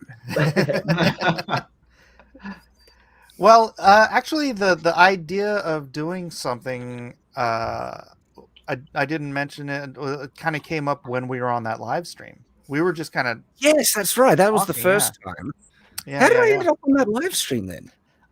Because we had been just shooting text back and forth on Discord, and then I went live, and I was on with a bunch of the other Game of Thrones YouTubers, and I threw you the link, and then you jumped in. And you know what's funny, Shad? That show you came on, you know what it was called? What was it called? Night's Watch. Was it? What? Yeah. Are you kidding? We were doing it, but we were trying to do this little thing with the different Game of Thrones YouTubers, and I'm not a huge YouTuber. Oh, that's right. Yeah, we were talking about my Game of Thrones video on Winterfell. Yeah. That's right. But ours was Night's Watch from Game of Thrones. Yours is with a K, so it's a totally different. Yes, it's totally different. So yeah, with the superheroes that I want to do, basically, I want to do an entire kind of universe beginning in the 1920s or 30s at the birth of the superheroes that kind of match with the same age when the superhero genre rose, and to track like the rise of these superheroes throughout, the period until the modern day, and just good classic superhero content and everything. The angle that I like about this one is that I'm going to have a lot of fun playing with basically disjointed time sequences. So, because how it works is a regular guy, overweight, and he finds a magical cape that when he puts on the cape, he turns into a superhero. But when he takes off the cape and he returns to his normal self, he also returns to the exact same point in time for when he first put it on. And so when he puts on the cape, he turns into this big buff superhero, but then his future self appears before him, having done all the things that he just did as superhero. And he can give information, but he can't change the future. And because one of the things I love about time travel is when it's done right. And so it's going to be actually some really interesting arcs that deal with immutable time travel, where he comes back after being superhero with knowledge of what happens, but he never is able to change what happens as he was superhero. And so there's all these other characters that are going to be intertwined in the same thing, and how even though he's not the first superhuman in this universe, is the first publicly recognized superhero, and all that stuff. And it'll just be a blast to write. It'll be really fun kind of story, and yeah. So this will be superhero reconstruction. Basically, yeah. Bring back classic superheroes who do. I love the core themes of a true noble superhero, and so he is obviously my Superman archetype, but he's nowhere near as strong as Superman. His powers are flight and mild invulnerability. A bullet would actually cause a bruise on him, and a shot from a tank would knock him out. But that's the other thing, because of the cape, he can be killed in his superhero form, but he reverts back to his normal self after that happens. And so he has almost a type of invulnerability, even though it is death, but he always returns to that same spot. And if he puts the cape back on, he transforms back into superhero without injuries or anything like that again. Dude, that was one of the funniest things about the Tick, wasn't he would always say, "I'm nigh invulnerable." Yep. So what happens to the cape? So the cape, say he's dead on the other side of the country. What happens? Yeah, so if as soon as the cape is removed, it disappears, and the superhero technically disappears, like they teleport away, and they're just gone. And what actually happens, he teleports back into the same point in time when he put it on, holding the cape in his hand, basically. But he can't put on the cape again for the time period in which he was superhero. He has to wait until his superhero self does all the superhero thing, and as soon as it resets for him again, that's when he can put on the cape again and start the whole process all over. Interesting. And so it's a unique kind of concept in just how the powers work that I'm going to have a lot of fun integrating into the story and how it works. Because there's one story arc that I have where they're going to be fighting basically an unbeatable guy, and the only person who can even calm him down is superhero, because he's the only one who's willing to sacrifice his life to be cannon fodder, and he has to continually come back alive. But it messes him up massively, because he basically gets butchered by this insanely powerful, villain a few hundred times. Alpha Proto wants to know, where will the story take place? A real location or a fantasy So originally, this is interesting. It's going to be based on Earth, and I first decided to make this concept that is actually from England, and that and I'm not sure I want to go there. I'm now deciding if I want to do that. I can't decide if it should be US, but originally I had it with England because one of the origins of the cape is actually tied with Arthurian legend and Merlin and stuff. That's where it comes from and everything. And I have the birth of other superheroes that come from the US that are associated with it as well. But there are just interesting things because I also really like how he gets associated with World War One by being from England, where he has like stronger ties and things. But at the same time, superheroes really they came into they were birthed in the United States, and there's just this strong cultural connection between superheroes and the US that I'm thinking I might want to change that and make him US. Hold on a second. I'm trying to open all these up as a zip file. Well, guys, I'm going to dump out. Just want to thank you for letting me on, and I'll talk to you later. And Jeff, it's great seeing you. All right, Good seeing you, Jeff. You take care. If I can figure out how to get out of here, I'll just boot you backwards. I have like 50 frickin' windows open. Later. All right, take care. All right, here we go. Shad sent me some stuff in the mail, so I was trying to figure out how to open it up here. So these are the concepts I have for a new space opera that basically the birth of this is where I was like, Star Wars is crap now. They've just absolutely bastardized this wonderful, legendary property. And so, all right, what are the things that make Star Wars great? What are the themes? What are the story elements? What makes Star Wars awesome? All right, I'm going to grab those, put my own twist on it, and make my own. And this is what this is coming from.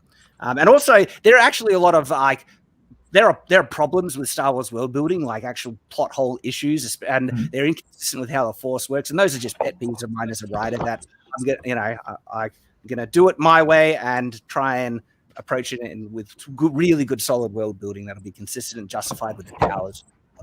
Yeah, you know what? My this is gonna get so nerdy. Such a nerd, Mike. Understand. Like in reading the books, not all of them, obviously, but watching the show, reading the books, and all that stuff.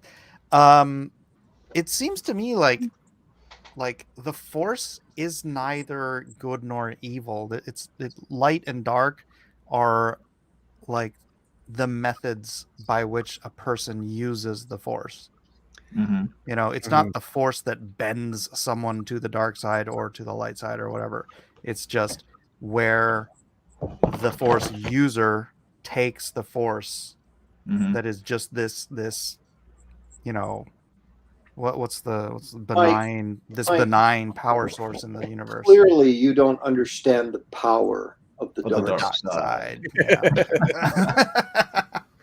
Well, no, I mean that's very much like sin and entropy and things that will naturally slide into that slippery slope into the dark side, right? It's easier to go to the dark side as it is to fall into entropy or sin. And so, but the Force itself is just this benign. You know what the Force actually is? Waiting. Tell us. It's Dr. Fauci. He had a vial of midichlorians handed into somebody, and it spread when this person had sex, and they called it, monkeypox, and it just monkeypox. David really thought this through. The monkeypox is actually the name of Shad's stormtroopers. So,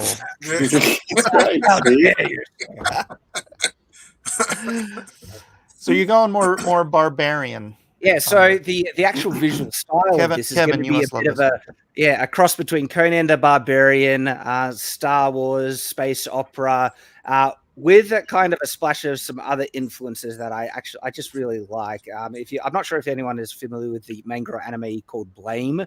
There's this really interesting post-apocalyptic concept, and so there'll be some small elements of that as well. But overall, yeah, kind of like it's like I love He-Man. He-Man is just so awesome, but it's also very campy, and it's clearly it's made for children and everything. But all right, could we? Don't tell Kevin that. Kevin will hurt you. No. Achieve the He-Man. He-Man he's correct. It was for toys and it was for kids, and there's nothing wrong with that. That's the fun in it. It was Conan. Come on. No, not necessarily. There were a couple of things that came together around that time, and there was a development for a Conan toy, but at the same time there was a couple of other people, an illustrator named Mark Taylor, who had his own concepts for a fantasy thing, and they kind of wrapped those around each other as the story goes. And so it wasn't just a failed Conan concept. So, go ahead. I'm sorry. Well, yeah, basically it's like, all right, could we make a He-Man type aesthetic, but make it really logically... Yeah, it's reminding me, I can't remember the Thundar the Barbarian. Oh, yeah.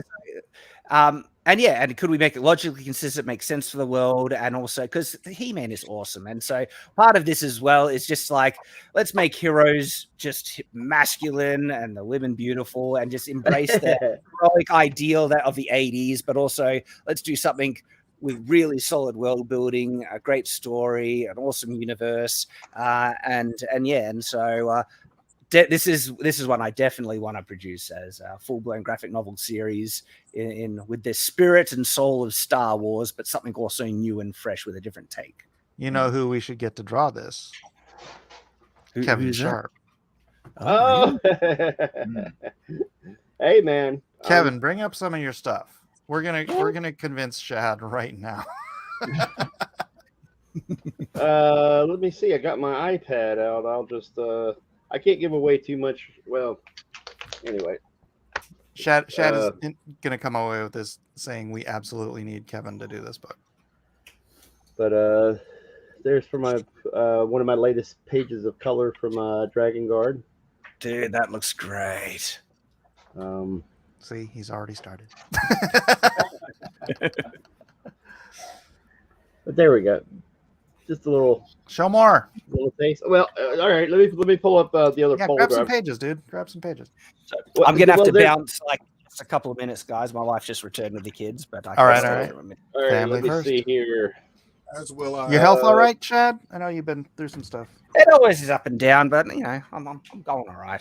Same as usual. Very good. See, look at that. Ah, that is awesome. And my book is homage to He-Man and Thundercats and all that kind of stuff. So the influence is there. I'm not ashamed at all to say that that's what the book is intended to be, is a homage to all these cool 80s cartoons and things like that, because I just grew up with that stuff. All right, so Shad, start writing. We'll get this set up and together. Thank you for coming on. Let's take one more look at Enemies of Self. How do I close all this stuff? And see where we're closing out at before Shad leaves. $132,160. Yes. Impressive opening. Awesome, Shad. I'm so glad we did this, dude. Totally. Yeah. Can't wait to see how it ends up, but I think it's going to be such a blessing, and it's exciting. Yeah. All right, thanks, guys. A pleasure. Hey, it's awesome to meet you. Pleasure meeting you. Yeah, it was. Oh, likewise, fellas. Likewise. All right, catch you. All the best. Bye. You say you're out, David? Out too, fellas. Yeah, I got it. David. Didn't get a chance to talk. Oh man, we love you, out, bro. Thanks for coming on, buddy. No one can understand your sign language, David. I think he flipped me off. Multiple with each finger. All right, now that Shad's gone, we can talk about Wraith of God. Okay, yeah. I know, that book's awesome. Oh, thank you, Aaron. No, seriously, it's one of the best comic-scape books I've read. Tell the Shad fans who may be here all about Wraith of God. Or do you want me to play the video? Play the video, man. I paid money for it.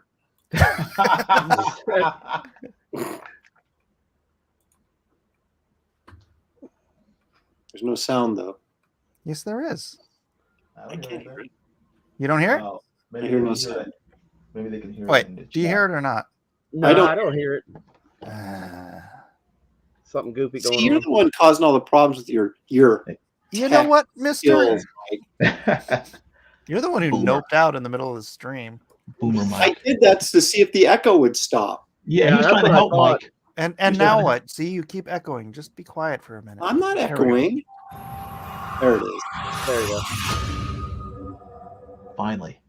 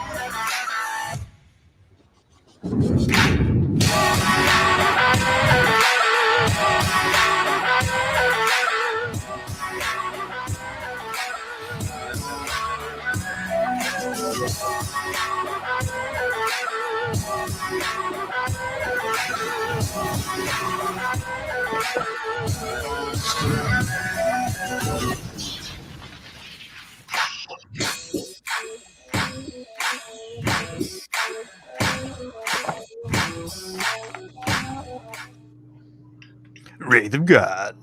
All right, Aaron, tell us all about it. Well, this is I wouldn't call it a sequel. I would call it the next adventure. That's a sequel. Well, yeah, but a sequel is. Don't you feel like sometimes a sequel is sort of like, a movie ends and it's like it really wasn't intended to continue, and so then they're like, we'll figure out a way to make a sequel to it, Like Matrix. Like Indiana Jones. And then you're like, why the hell did they ever make another one? Right, this is like the second issue of an ongoing series. So the follow-up to Wraith of God graphic novel. So Wraith and his partner Esther are tracking a vampire named Count Korvac in the a middle-sized Tennessee town, growing Tennessee town. And he's collecting several brides to help him out. And so the Wraith and Esther have to put a stop to this maniacal vampire that's taking over this town. But we also sort of move along. And those of you who read the first one, The Wraith of God, there's, let's say, some unsettled things in the relationship between the Wraith and Esther. And we continue on that path. And developing that and revealing a few secrets of stuff that's coming farther down the line. And so it's a continuation of the series, but the core thing is them fighting this vampire and his brides in this small Tennessee town of 1883. And it has backup stories. So you have Wraith, but there's also a Garbage Man story and a nightclub story, which is Nightclub was the thank you, Brandon. The Nightclub first appeared in the Wraith of God trade paperback that is available as an add-on in this campaign, and it was also available in the last campaign, and it's also available through Amazon, I think, still. And so the Nightclub first appeared in there, and so they appeared in the epilogue of the first Wraith of God graphic novel. So we have their first solo story. That, if I may interrupt, is where my curiosity lays. The end. Did you read it? Yeah. Okay. Cool. I think it's the very last page. Yeah, the last 3 pages. I know. I don't want to spoil it for anybody. That's why I'm trying to spoil it. Yeah. Yeah, that which is hanging there. Yes. Now you've got my attention. I'm like, what's yeah. So we're gonna reveal. I mean, obviously that's a slow burn, but there'll be a little bit more information. Yeah. Very cool. No, excellent book, Aaron. Thank you. I haven't told you yet because I never talk to you anymore. I came on tonight because even though I was super tired, because me and Brohawk did like a live stream. Well, you were there in part of it, right? Anyway, we were up late last night, and oh my gosh, I'm like fading. But but I said no. Mike sent me a link. I don't know what's going on, what he's doing tonight, but I'm going to go on just to prove that I can still show up for your live streams once in a while. There we go. Yeah, well, it's just because you usually can show up on a Wednesday, but because Ethan usually doesn't stream on Wednesdays. And No, actually, Wednesday is like the one day a week I don't stream. So I'm like, oh, let's see, do I have to do Mike's show? And I'm like, oh, I'll do it next week. I'm not going to stream this because I'm like, I do one show on Monday night. I do 2 shows on Tuesday. Thursday, I usually do something. And then Friday and Saturday, usually not. Then Sunday again. And it's just like, and it's garbage night. Wednesday night is garbage night. And I always forget to take the garbage out. And I always have to leave to take the garbage out. But see, that should always remind you. It's like garbage night. I have to hang out with Mike. That's right. Well, what scares me. I was thinking of that joke too, man. What scares me is you guys are always drawing. And it's like, oh, I'm tired. I don't want to draw tonight. Yeah. Alpha Proto says, "Well, you got to meet Shad." I did. Yeah. And I was what an impressive campaign you guys are running. So he's like this science fiction writer that I had never heard of. And well, he's done the one novel that he's a YouTuber. That's YouTube why creator. That's his big claim. Have you not seen any of his? No, but I'm not Robert Kiyosaki. I was gonna say that's not Shad. No. He does a lot of stuff with weapons and medieval weapons and the validity. So this is Shad's channel, Shadiversity, 1.36 million subscribers. Gee, Merry Christmas! Wow. Yeah. So this is the video he dropped 2 days ago. This is his last video he dropped 2 days ago, and it was Brooks. Truly incredible. It was I absolutely loved this book. Honestly, it's one of the trailer has 100,000 views. So what does he talk about on his YouTube channel? Just like anything sort of sci-fi-ish or what? Weapons. He does videos about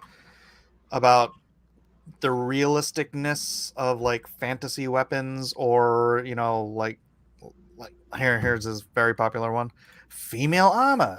Does it actually brought to you and sponsored by Plot Event, a visual image all look in the first it's place. the head knight on his Good questions. Let's dive into it. I'll address the latter question first. The first thing we need to understand that armor was actually made to a very specific type of aesthetic. We have to understand that this is very different to our modern. Yes, I'll see. He goes through like historical stuff, and I'll describe like, whether something that we're using in a modern context, like in a movie or whatever, actually would have worked, or if it's if they're doing a armor in some classical or in some TV show that's supposed to be real and supposed to take place in a certain time, are they using the armor that is appropriate to the time? He just comes up with all these different topics, but it's all kind of in the same milieu where he's like, which lightsabers are the best lightsaber, right? It's like he tries to take a fantasy element and see in a realistic fighting scenario what does this work? Do the cross guards work? Do this and obviously if you actually had a handheld plasma exploding weapon, it would just blow up whatever you stuck it into. It wouldn't just slice through it. That kind of stuff, like the physics of all of this kind of stuff. The physics of sci-fi. Yeah. He did one on like the Thanos's his double-bladed sword that would chop his own arms off and stuff. But it was great. I watched that one. I like that a lot. The double-bladed. Yeah, here it is. This thing is a mess. Before we begin this episode of Shad, kind of just saying vague things that this sword does something to something, but if you've seen the movie, you'll actually kind of know exactly what I'm referring to. So in that sense, no, there's not going to be spoilers, and we can get into just breaking down what is this thing. Now, the first thing you might notice about my replica, it's scaled down a little bit to just be a bit more manageable for a regular person. General rule of thumb is the bigger the weapon becomes, the more effectively. So the logic is really flawed, but I think that's the reason why they did it. Now, I had to watch Endgame a second time. That's made in a more obvious and conventional kind of design, even though it in and of itself is an unconventional design. Yet, my goodness, you can get away with some cool things. Testing. How's it going? It's those cross guards that'll get you. But yeah, the one thing I vehemently disagree with him on is that he does not think the katana is the greatest weapon ever designed by man. Clearly wrong on that end, but everything else. He's entitled to his ability to be wrong about that subject. This episode of Shadiversity is brought to you by my around and hammer it down. You can squeeze those little pockets of liquid non-metallic inclusions out of the steel, and the more you do it, the more you fold it, the more you squeeze it out to the point where you can actually pop them out of the steel itself. It does not remove all the impurities. In fact, folding steel like this, it is an ingenious method. I've actually watched this video and it irritates me. The katana is the greatest weapon ever forged by man. I'm sorry, Shad. You cannot change my mind. Strife already. So he wrote a novel then. Yes, he wrote a novel. Oh, look, that episode has 106,000 views already. Now, is it actually like a paper novel, or is it all downloaded, or what? Or is it both? You can buy the digital copy. You can get the audiobook, or you can. Oh, that's what I wanted to talk to him about. So you can order. It's basically a print-on-demand novel. So it's like an inch thick. He's got it on his shelf. Yeah, he's like he said, he's probably sold 50,000 copies of it by now. Well, I would assume if he's got over 1 million subs, he probably would hit a number like that. That makes about right sense. Yeah. And but what I wanted to bring up to him was that all of those print-on-demand copies, those aren't an actual print run, right? This campaign, I believe, technically is the first official printing of his novel. Yeah, the print-on-demand stuff, you wouldn't really classify that as a print run because that's an interesting. But yeah, technically speaking, you're correct. All right. I don't know how you'd classify them though, but I mean, if I was doing prints myself and printing them, say on my Epson or whatever by demand, and I was like signing them and numbering them, then you could technically get away with that. But it's a print run. You wouldn't if you set a print run and you were signing them to like 1 out of 500. You'd print 500 of them, and then you wouldn't do it because it would be so much cheaper to print 500 at a printer than it would be to go to Kinko's. Plus you get higher quality paper and all of that stuff. I have lithographs for Song of Ice and Fire that I stopped selling just because it's a pain in the butt. I still have them, but I had to print 1,000 of them, right? Mm-hmm. And this was up in Portland at Pearl Printing. I don't know if you're familiar. I'm familiar with Portland. Yeah, I know. Well, anyways, really great printer. Is Pearl Printing in the Pearl District by any chance? It is, actually. How did you know that? Yeah, I just kind of put 2 and 2 together. Pretty good sleuthing there, mister. Yeah, I'm a detective at Very heart. clever, Mr. Bond. Very clever. Yes. Brandon the Zealot says, I think he got more heat from his nunchucks suck video, and he is right. You know what? You have to take into account. I haven't watched the nunchucks suck because I'll just get mad. I mean, there's no reason I would get mad at the nunchucks. Are you going to go Bruce Lee on us here with your nunchucks?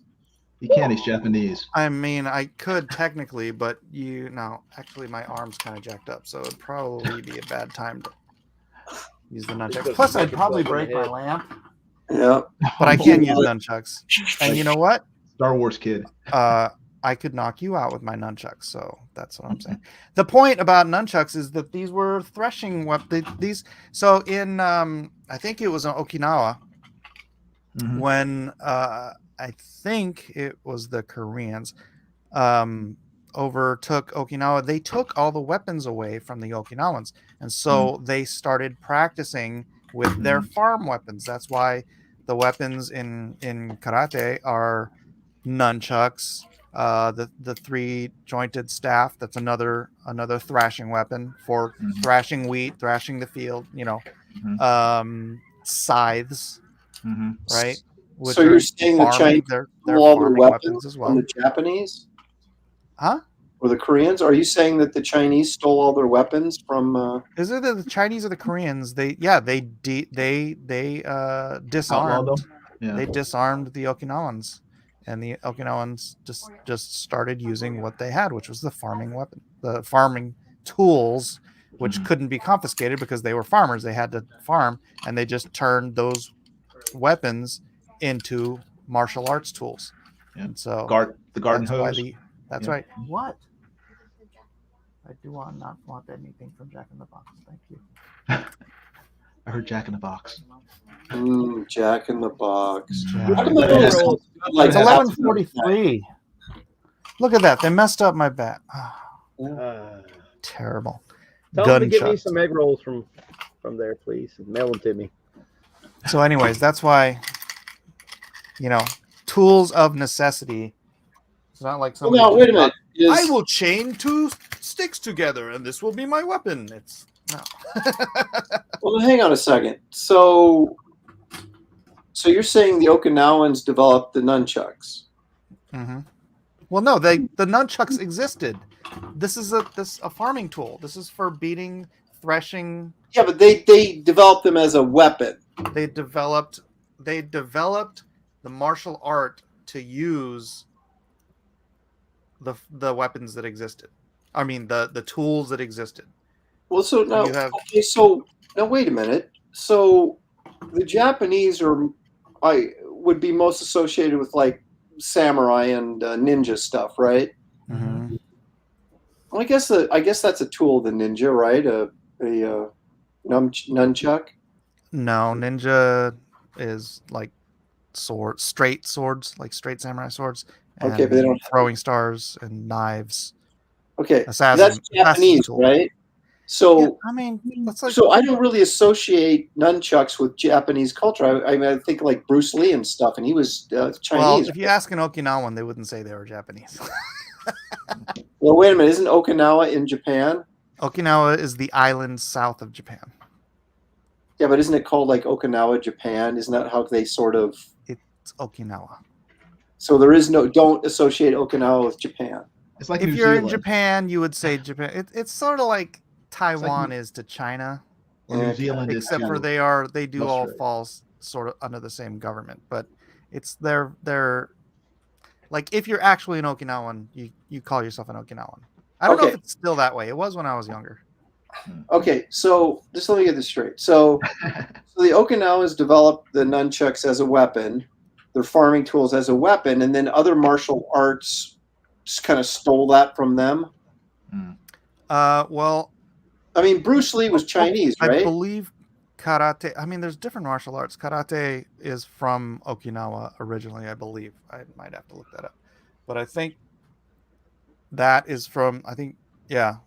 Well, Kung Fu is Chinese, right? Huh? Yeah. Kung Fu is Chinese. Kung Fu is Chinese, yeah. Okay. So what did Bruce Lee do? Bruce Lee, Wing Chun Kung Fu. Yeah. Yeah, and okay, also so he was Chinese. Yeah. Yes, but Bruce Lee was also into Jeet Kune Do. He created that, and that sort of merged all types of different disciplines, from American boxing to Kung Fu. Bruce Lee learned Wing Chun from Ip Man in China. Right. That was his original martial art that he learned. And then in America, he was challenged and he got beaten. Actually, part of this is I don't know how much of this is true. It's just different stuff I've read and watched. Right. But he got beaten, and from being beaten, he was like he wanted to he wanted to learn how to beat everybody, basically. So he started taking kickboxing from different karate,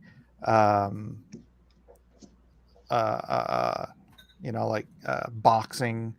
He would take all these different things, and what he was trying to do was strip away extraneous, unnecessary stuff. And Jeet Kune Do means the way of the hand and fist, or is it the way of? It's the it's not the way of the fist. It's like the way of the Enter the dragon, or something like that. I'm gonna look it up. Oh, what way of the intercepting fist? The intercepting fist. That's it. That's blocking, yes. Intercepting. So the idea is you're defending and attacking at the same time. So you're blocking and you're striking at the same time. So you're cutting out any of these big fancy moves that just waste energy. Get your butt kicked. And, you're just trying to. It's just about the purity of a martial art that is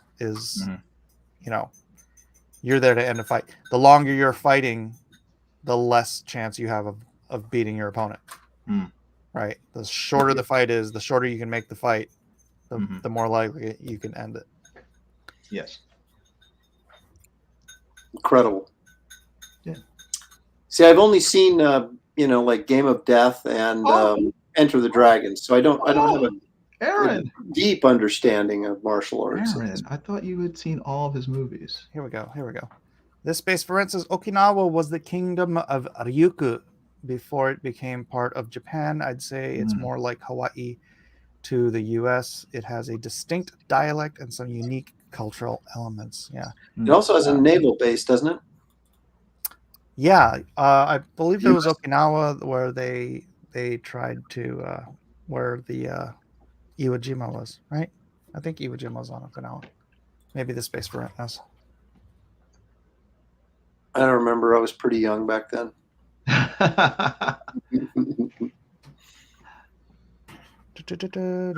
Okay, wait a minute. Now, Bruce Lee didn't do that many movies, so he did. Giving me grief for not seeing. Well, maybe you should be giving me grief, so I should have seen him.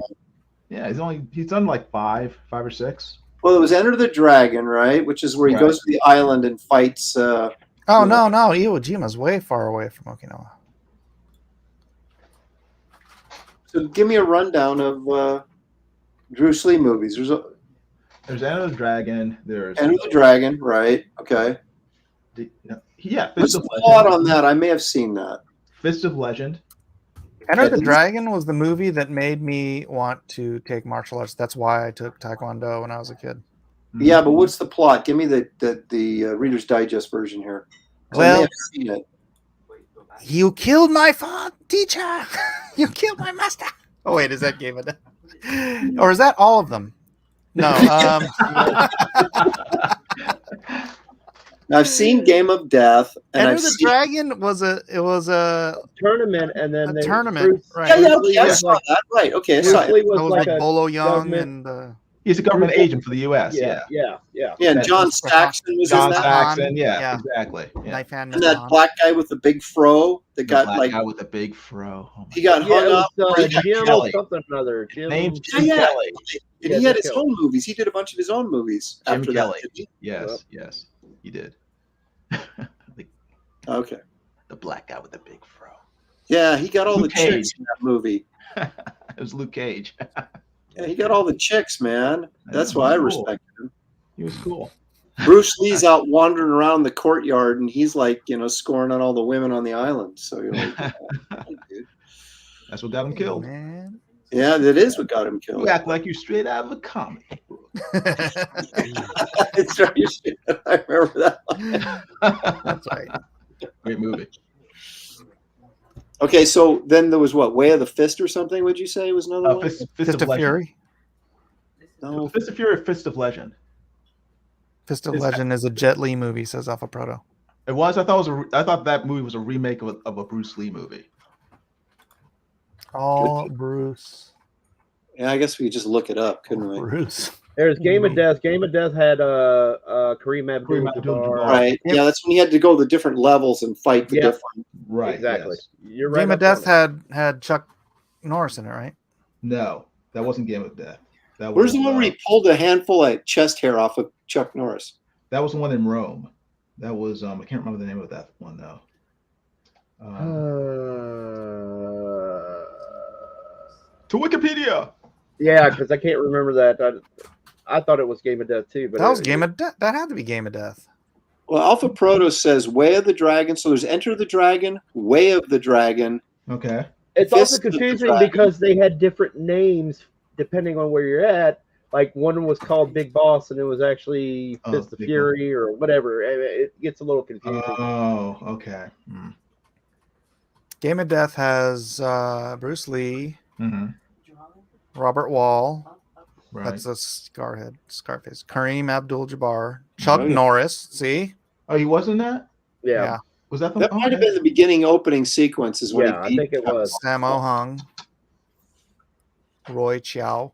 Was that Dan Rome? Inosanto? Because he killed Chuck Norris at the Coliseum in Rome. Right. Yeah. And so that. Well, he must have been in more than one movie then, with him, because the part where he rips the hair out of his chest, they're not in the Coliseum. They're like, no, they are. That was the one with the cat sort of like wandering around and meowing, while they're. No, he was in I thought for sure he was in like a. I mean, like when you say Coliseum, like a Roman Coliseum. Yeah, they're in Rome. They're in Italy.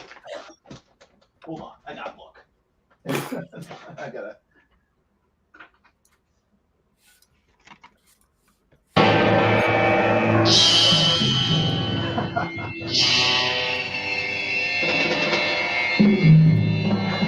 Yeah, this one. Yeah, that's Coliseum in Rome. Oh, I guess they are. I thought they were in just a room with a cheesy backdrop. I wasn't really paying attention. Look at that rug. Looks like he practiced ripping the hair off his chest a few times. Yeah. Looks a little patchy. Oh, and he's got all over his shoulders too. It's like he's stretching his neck. He's doing his neck rolls. Gonna be on a movie. So apparently Bruce Lee was a cokehead. Really? Yeah. Yeah, they said that's like it wasn't out there, like it wasn't popularized or anything, but apparently the autopsies from his death, they're saying that when he was with that girl that he was hanging out on the movie, said that he got some kind of drugs from her. And because he was hanging out in her apartment a lot. I mean, I can understand why they didn't want to publicize some of that, because that basically, Bruce was cheating on his wife. If you were to believe the stories around the autopsy, anyway. Man, he needs a chiropractor. Jeez. I know, seriously. Everything he moves is cracking and popping. Yeah, that's awesome. So Chuck Norris does. This is Game of Death. Game of Death, yeah. This is Way of the Dragon. Oh, Way of the Dragon. Okay. This is Game of Death.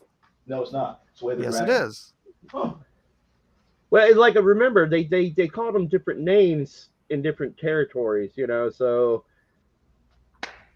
it might be confusing, or I don't know, but I'm just saying that there were different names for the movies. Like, oh my gosh, literally, look. Game of Death fight scene. Oh, it says The Way of the Dragon. Yeah. I looked up Game of Death.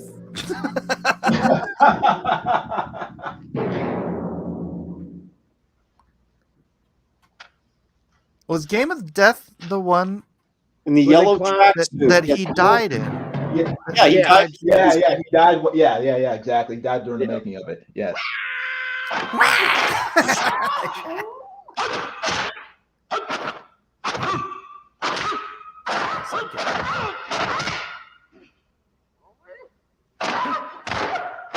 Wasted energy, man.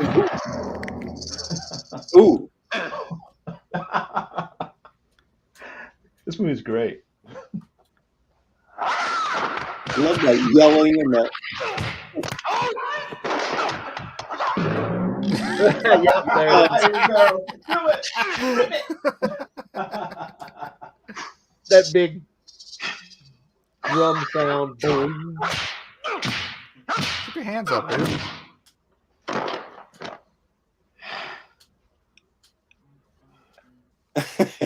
I'd show the video of my son at Muay Thai, but you can't show kids fighting on YouTube or they'll strike your channel. Oh, really? Oh, wow. Are you getting in trouble for showing this? Serious now. Just say he's a midget. I know it's transformative, but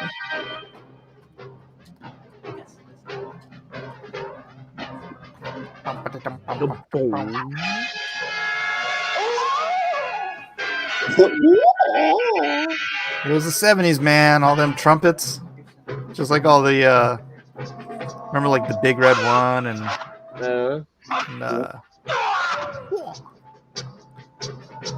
back kick. Roundhouse.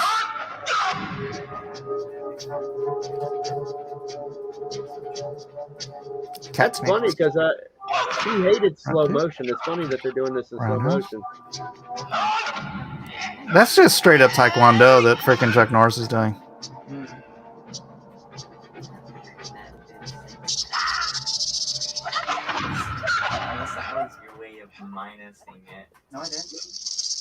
Why do you keep cutting to this cat? Because they want to show that Chuck Norris isn't that hairy. Oh, that's where that comes from in Street Fighter then. That's That hair almost looks like some of it's glued on. There's a stage of Street Fighter like this, and then there's a little cat that keeps running across the screen, so that explains that. And then what you try to do to isolate the 30. Oh.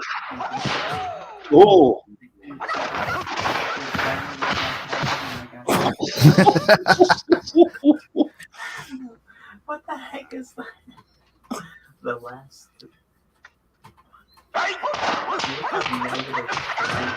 That's a Wing Chun kick.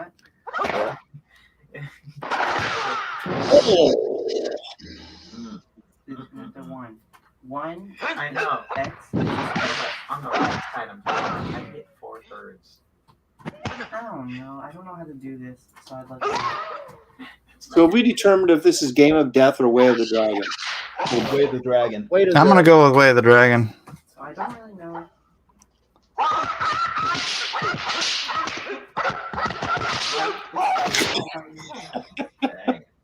-3 is when you tap out. And Chuck, things are not going well for you right here. Oh, now he's trying to copy. It's like, I'm gonna bounce too.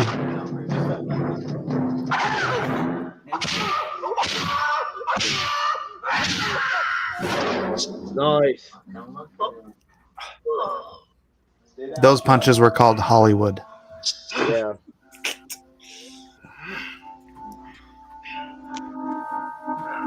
But that's about building tension, kind of getting the energy up, kind of crescendo. Oh, Chuck.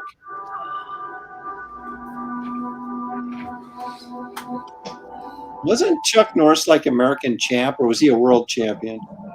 He was a world champion at one point.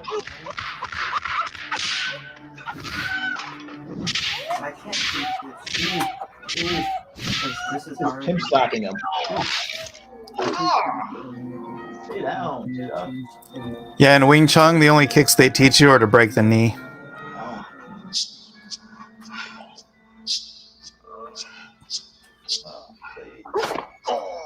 Yeah, that's right. Just looking at.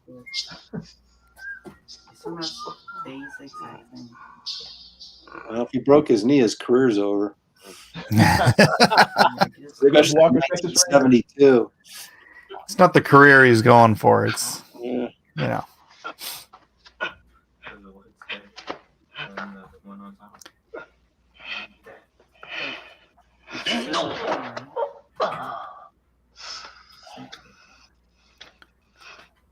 Wait. You just got the stream taken down. What? That's what I was wondering. Whatever. And then we'll just keep watching. Yeah. But they black you out because you're showing too much of the movie. Yeah. We got to see Chuck get killed here. I don't get it. This is uploaded to YouTube. Oh, no, dude. You watch this stuff too long, they'll black you out. Yeah, there's a thing with the fair use of it. Yeah, you can do stuff like that, but you can only have like 15 seconds of it or something like that. Yeah. Oh, sorry, Chuck. Just broke his neck. Okay, I'm just gonna go back for a split second here. I don't think they're really at the Coliseum. Yeah, I don't think they were. Yeah. I'm pretty sure that's a great big poster. Oh, okay. Yeah. All right. I wasn't sure. I mean, it was pretty convincing, and you know. Well, there's still 12 people waiting for the stream to come back on. Well, you have to like stop doing it for like a minute or so. It takes like 3 minutes or something for it to come back. And then re-upload it. Or I could just end the stream. Yeah, well. Yeah, I got to go to bed anyway after I watched that. That was I stayed up to see the kung fu action, and now my medicine's giving me insomnia the last few nights, and man, I'm I'm tired, but I can't go to sleep. That's why I came on. Yeah, that was pretty cool. Shad came on. You guys got to meet Shad. And Kevin, honestly, dude, I'm gonna get him to. I mean, if you have the time to do it. Yeah. Well, we'll talk. We'll definitely talk. I know I need money, so it's one of those things. There you go. It's a good motivator. So. This economy sucks, but you know, some of my my crypto is bottom out.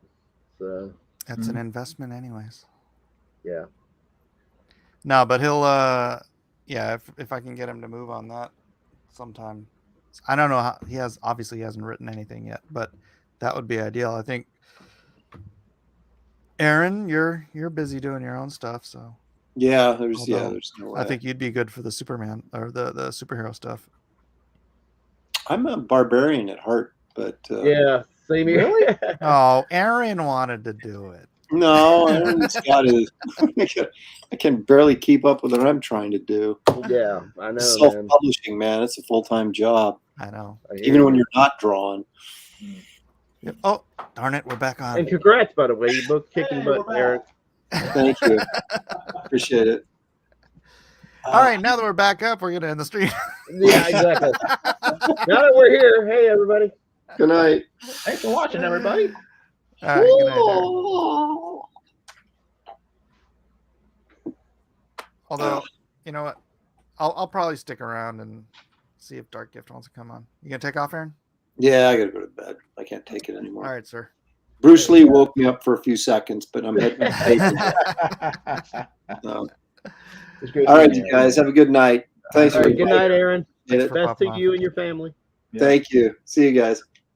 Night. All right, the invite is in the chat again. I don't know why I keep doing this. Oh no, don't want to do that. I know. No, this is how it worked out tonight. Okay. And Shad came on, which is funny because the chat was already out there. The invite was already out there in the public. Anybody could have come on and talked to Shad, who is the Chad. He's the Chad. But yeah, it is. Should we watch the end? Sure. Yeah, sure. Go ahead. Put it back on. Lordy. I don't want you to get in trouble, Mike. Glutton de punishment.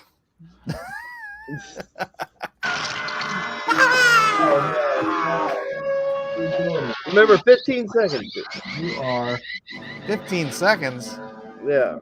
Yeah, we don't do that. Tell you what, though, if Anthony pops on, I'm gonna let you guys talk for a minute, and I'm gonna go grab a drink. Do you beg the lightning to strike? Says the space. It's like Maverick from the last Top Gun movie where he pushes it past 10 G's. It's like, don't do it, Maverick. Don't do it. He says, just a little push. Just a little. Just a little. Boom. Yeah. Next thing you know, this thing is burning out of orbit. Oh, that's good stuff. It's a great movie. Oh, speaking of burning out of orbit, that movie Moonshot or whatever is awful. Moonshot. I don't know. Or what is it? Moonfall. There you go. Oh, is it really bad? You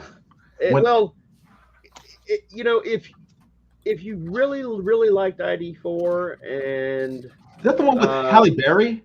Yeah, and the dude from Game of Thrones. That? Why'd you watch that? Because I have a subscription to HBO Max, but not much longer anyway. But and I was just curious because I was like, it looks bad, and you're right. And oh my goodness, man! If you really like ID4 and you want to see somebody just copy and paste that, and then do something really awful, like slap on some Transformers at the end, you will love this movie. Yeah. And if you have any taste, you will absolutely hate this. You know what it reminded me of when I saw the trailer? It reminded me of like a really cheap remake of what was the one with Bruce Willis and Armageddon. Yeah, it's got some of that too. That's what I was trying to think of. Yeah, it's got a lot of Armageddon in it, or a little bit of Armageddon in it. And it didn't strike, did it? Oh my gosh, it struck. You got struck. You got hit. It barely showed anything. Mike, we tried to warn you, Mike. We tried to warn you. Mike's like, just a little bit more. Did they take your channel down, like as in? No, it just says stream unavailable, stream suspended for policy violations. Oof. Oh. Oof. Lame. Oh no. All right, you two talk amongst yourselves. I'm gonna go grab a drink. Okay. So Kevin. Yes. I have yet to hear any birds in the background. What's happened? Oh, they're sleeping. It's 3:00 here, and I have all the lights off except for above my table, Okay. Or my. Where are you? Where am I at? I'm at home. Yeah, you're on the East Coast, so. Yeah. Yeah, it's like 3:00. Yeah, because 3 here. But what state are you in? Oh, I am in Virginia. I'm on the border of Virginia and Tennessee and cool. West Virginia, like the neat. little triangulation little thing where I go an hour over here. I drive an hour north. I am in West Virginia, and then well, not even an hour. I would drive 30 minutes or 40 minutes. That's I actually got lost really? when I first moved here. There's a little behind where we live is a little range of mountains. Yeah. And there's this curvy road, and I was just curious when I was like, where does this road go? And because I was like, hey, I moved here, I better know the lay of the land in case I have an emergency or something like that. Yeah. And I drove out, and it just wouldn't end. And then finally, I found a road that was that had some road signs towards the interstate. And then I was like, I'm in West Virginia. What the heck? And that's funny. And then I'm about an hour and a half hour or so from Tennessee. That's cool. And then North Carolina. And so, I'm all over the place. That's nice. I live in Florida, so it takes me a good 8 hours just to get out of the state. Yeah. It's just like one long drive. Are you near Tampa, or because I used to live down in Oldsmar, which is near Tampa, and St. Petersburg, and all that stuff. I know Elliot is over there. I'm on the East Coast of Florida. Oh, okay, cool. So you're like near Daytona? Well, no, not Daytona, because that would be. Well, yeah, I'm south of there. I'm just north of Fort Lauderdale. Oh, okay, cool. So, I lived there for a short while, for about 8 months, or no, maybe 10 months, something like that, almost a year. Great. Yeah, that's for cross-gen. I'm sorry? I said that was for cross-gen around that time. Oh, right, yes. Oh, yeah, I remember. How long did you work there? We back up and running, baby. I was there at CrossGen for that time for about 8 months. Okay. Oh, that's nice. I worked for them a little longer before then, and then they liked my stuff, or and they wanted to have me come down. So that's cool. Basically, what happened. Did you work on a particular book, or you just sort of worked on different books, or what? I was like Steve McNiven. I was we were the fill-in guys. We were the student pencilers, even though I had done a bunch of Marvel stuff before it came down there and DC stuff. And so we were fill-in guys on a lot of the different books. When I came down, I actually did a 3-issue run on what was it, Sigil, before Scott Eaton came on the book. It was after the Ray and Ben Lai left. and it was between their run and Scott Eaton's. Cool. And so I did those. $406. What's up, Anthony? All right. What's going on, guys? Hey, Dark Gifted here. How you doing? I'm just having some sardines and some red wine. Yummy. Sardines. The good one. The little brizzlings. You know? There's no such thing as good ones, Mike. Bro. So good for you, too. I used to eat sardines I know as a they're kid, good for you. but yeah, I've been eating them as an adult. Delicious. You know what's funny? Yes. What? These little sardines, not like the big ones you get in those big cans, but the little ones, they're about the same size as these fish called sprats, but sprats are much more abundant, and so some sardine companies will put sprats in your sardine tin and hope that you don't notice. But sort of like this filler, fish filler. Interesting. Is that an OG Captain Marvel?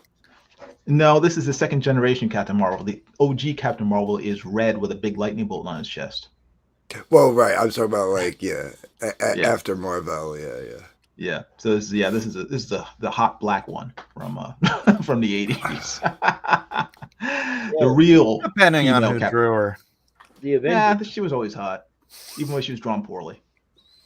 Oh no, this is starting to feel like a well-read stream. There's half as many people on the stream as there are watching. It's usually how it works. Dang. or one of Vic's streams, right? Were you on when Shad was here? Was I listening? Yeah. Yeah. Oh, I caught I guess the last half hour that he was on, because I got home from work about 12:30. By the time I tuned in, it was a little after 1. So, yeah. Yeah, there was somebody in the comments being like, "Why is Shad on such a small channel?" Oh, shut up! Snap. Ouch. Oh yeah, I did see goes that. From Friday Night Tights to this channel. He's being kind. He's coming in to back his book. Yeah. Because he's not snooty. Yeah, exactly. Not a snob, not snooty. No, he's a good guy. Good family man. Yeah, I don't know much about him until you started talking about him. He seemed like a nice guy. Yeah. Is he Australian? That's right. How'd you figure that out? Well, he could have been New Zealand. They sound alike. So. Don't tell them that. or British. Whoa. No, I can tell the difference between British and Australian, but Australian and New Zealand, I have to really listen to them talk for a while, and then you can kind of pick out the different inflections that they have. But if you just hear them say "Hi, how you doing?" It's all right, I can't tell. They don't say "Hi, how are you doing?" They say "Hey, how are you?" Yeah. But you know what I mean. Good day, mate. So you guys were over on Friday Night Tights? Oh, just Shad was. I haven't been on Friday Night Tights in years. Back before it was as big, Right. But yeah, he was on there.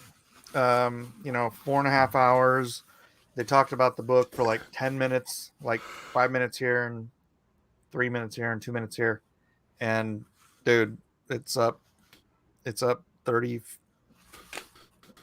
close to $35,000 since he was on. Yeah, last time I spoke with you, you guys were at 88, I think. Yeah. Yeah. So pretty cool. And that was... I'm really hoping he can get on Yellow Flash tomorrow. Oh, that'd be cool. He was on there last week or the week before or something like that. We hit for Lightbringer, we hit a huge bump on Yellow Flash when Liz was over on Yellow Flash when we were promoting that. Yeah. And a no-name creative team got a $2,000 boost, Nice. just from that stream. Yeah. So. Well, and here's the thing is you guys probably didn't have $500 tiers. right. And actually the high tiers that we did have were already taken. by the time, by like people that we knew, so, Yeah. and I mean, so it was, look at this.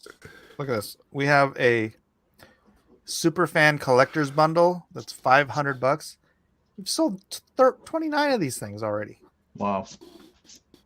and now you said like, I was listening a little bit. So like, not only is it the book that you're the graphic novel, but it's his books too, right? Right. So he's also got the first real print run of his novel, which is actually version 2 of his novel, because he's done a bunch of little edits through it to make it a better book.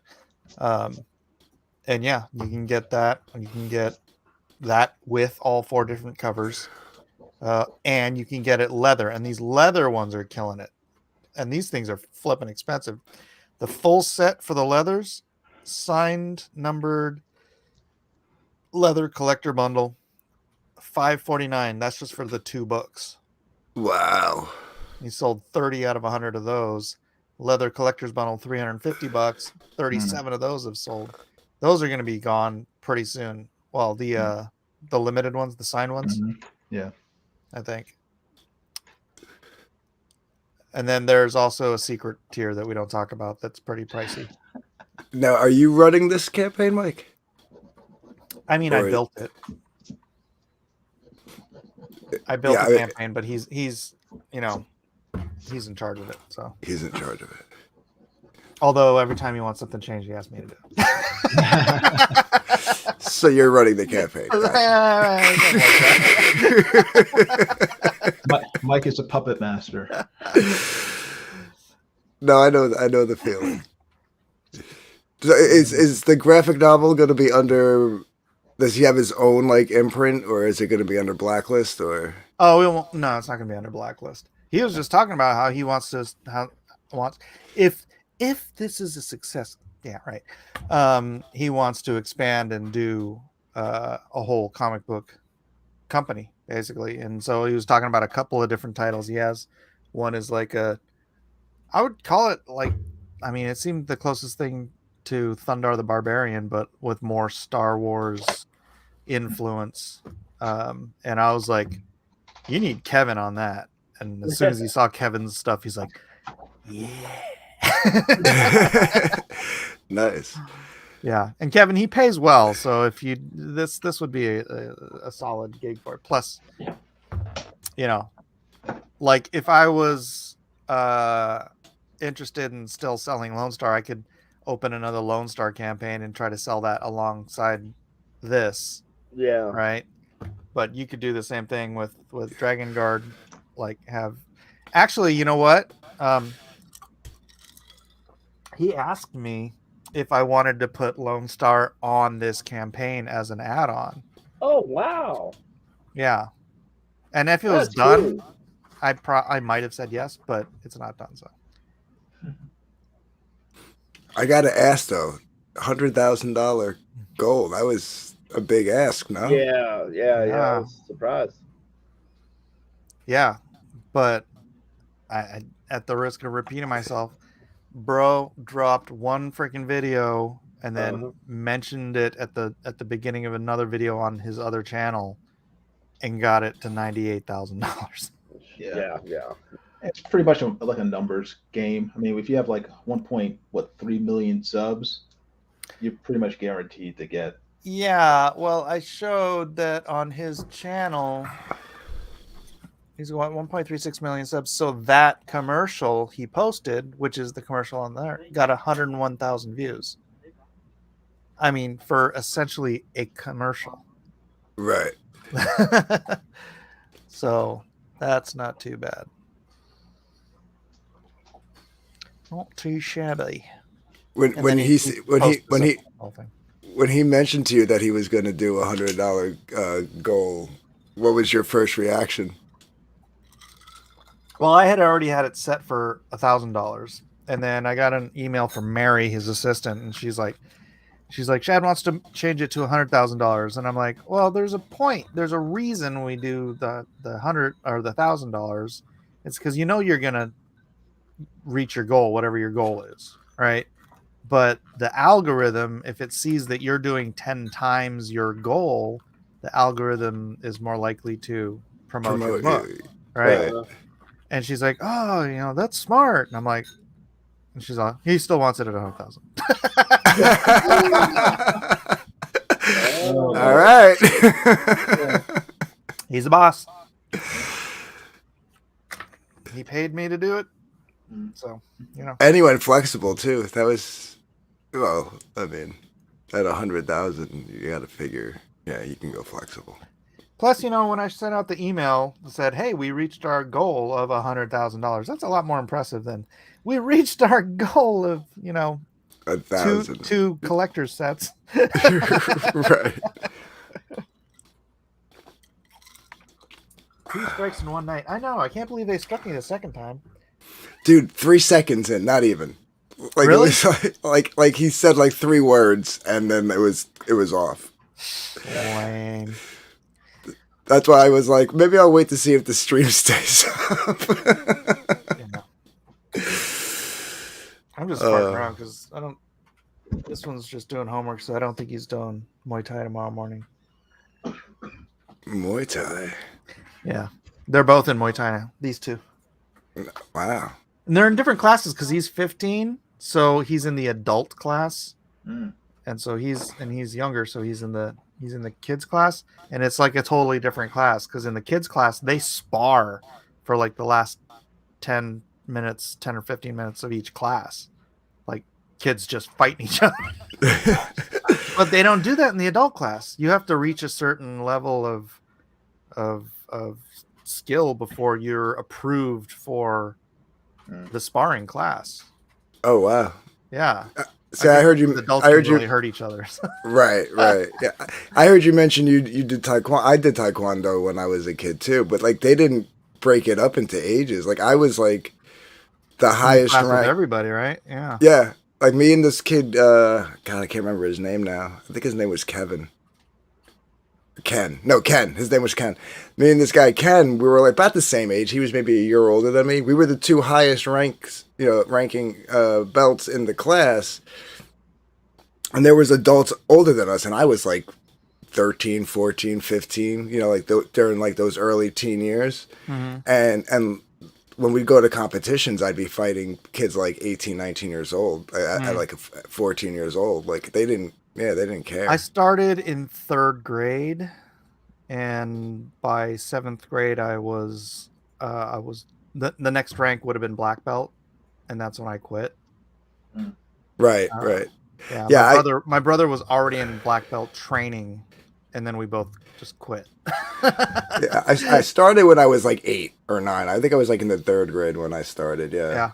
And I got up to first degree black belt recommended, which is basically you got your black belt, but you technically weren't quite an official first degree yet. You still had to do one more test. Sure, about where we were. Yeah, and then I just I did the same thing. I just quit. You know. Yeah, and then when I was maybe 20, I took Wing Chun for a while, and then when I moved up to Portland, I took Wushu from Sifo Shawen, who's he's got all these pictures in his studio of him with Jet Li from childhood through like the Olympics, you know, like they trained together in the studio in their same class, like all the way their whole life. And so it was like, you know, that was cool. But yeah, I stayed. I was there. That was like one of the only reasons, well, aside from my brother living there, one of the only reasons I didn't want to leave Portland was because, you know, that was really cool. Wushu's really cool kung fu. Yeah, it was funny because my instructor, you know, he had a day job too. Like it wasn't like an actual official like dojo that it was like through the township. Like we had like it was at the rec center on like Tuesdays and Thursdays, but it was like a real deal class. It was just like he had a day job, right? So sometimes his job would make him travel. When he did, he, you know, somebody else would, you know, a friend of his who would, through the ATA organization would fill in him, and one of them would be One was this lady police officer, and whenever she came, I can't hear. My crisp cut fries. Hey, from hey. It's so freaking loud. Sorry, go ahead, no, Anthony. no problem. Yeah, no. The one like substitute was this chick, and she was a cop, and like so when she came, like that was like the best. It was like because she taught us all the stuff that like he didn't want to teach us, like all like the grappling takedowns and stuff, and like chokeholds and stuff like that, and like he'd come back and go, "So what did she teach you guys?" And we, me and Ken would get up there and demonstrate, and he'd be like, "Oh," and he'd shake his head. Was this was in your Taekwondo class? Yeah.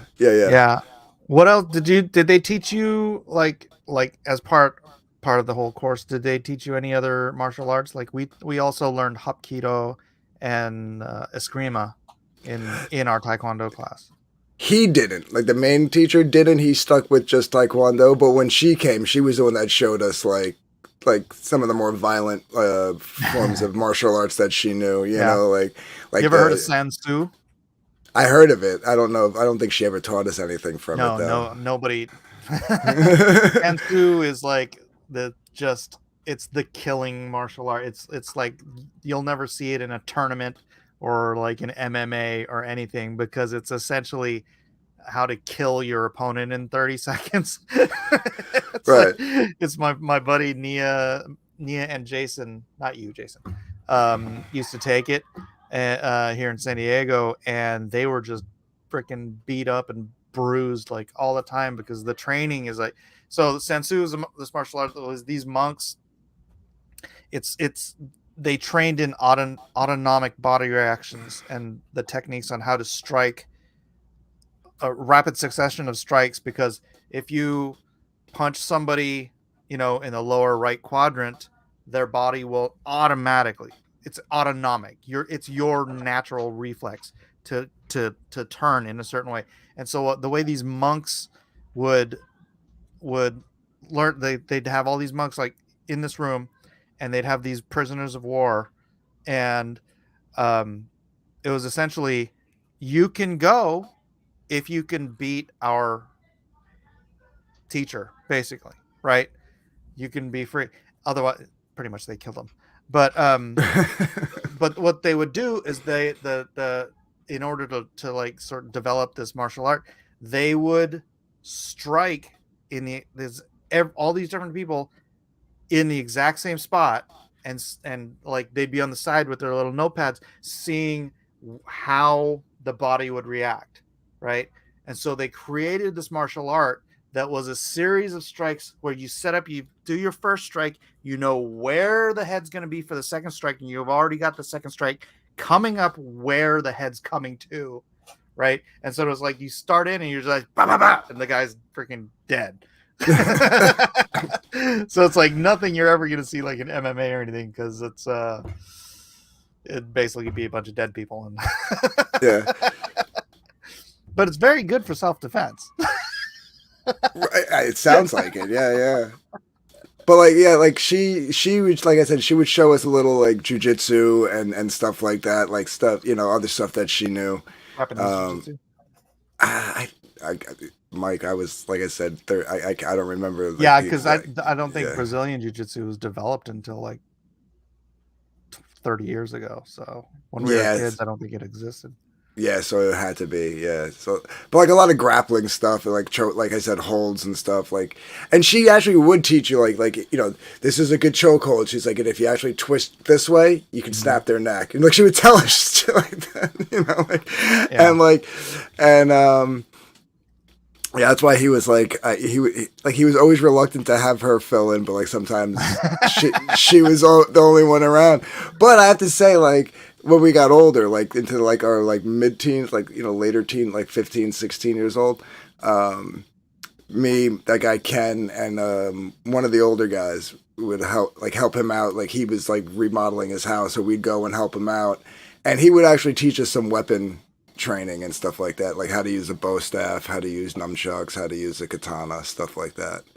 And just like cool stuff like that. But like when we were younger, like I said, when we were younger, he didn't like her teaching us stuff like that. So Yeah. But it was fun. It was good. It was cool. Like it was just like he always like took the summers off, which means we took the summers off, and just the 1 year I just never went back because I was like probably like 16 or 17, and I was like getting into playing music and hanging out and stuff like that. So it was Good just stuff. Yeah. yeah.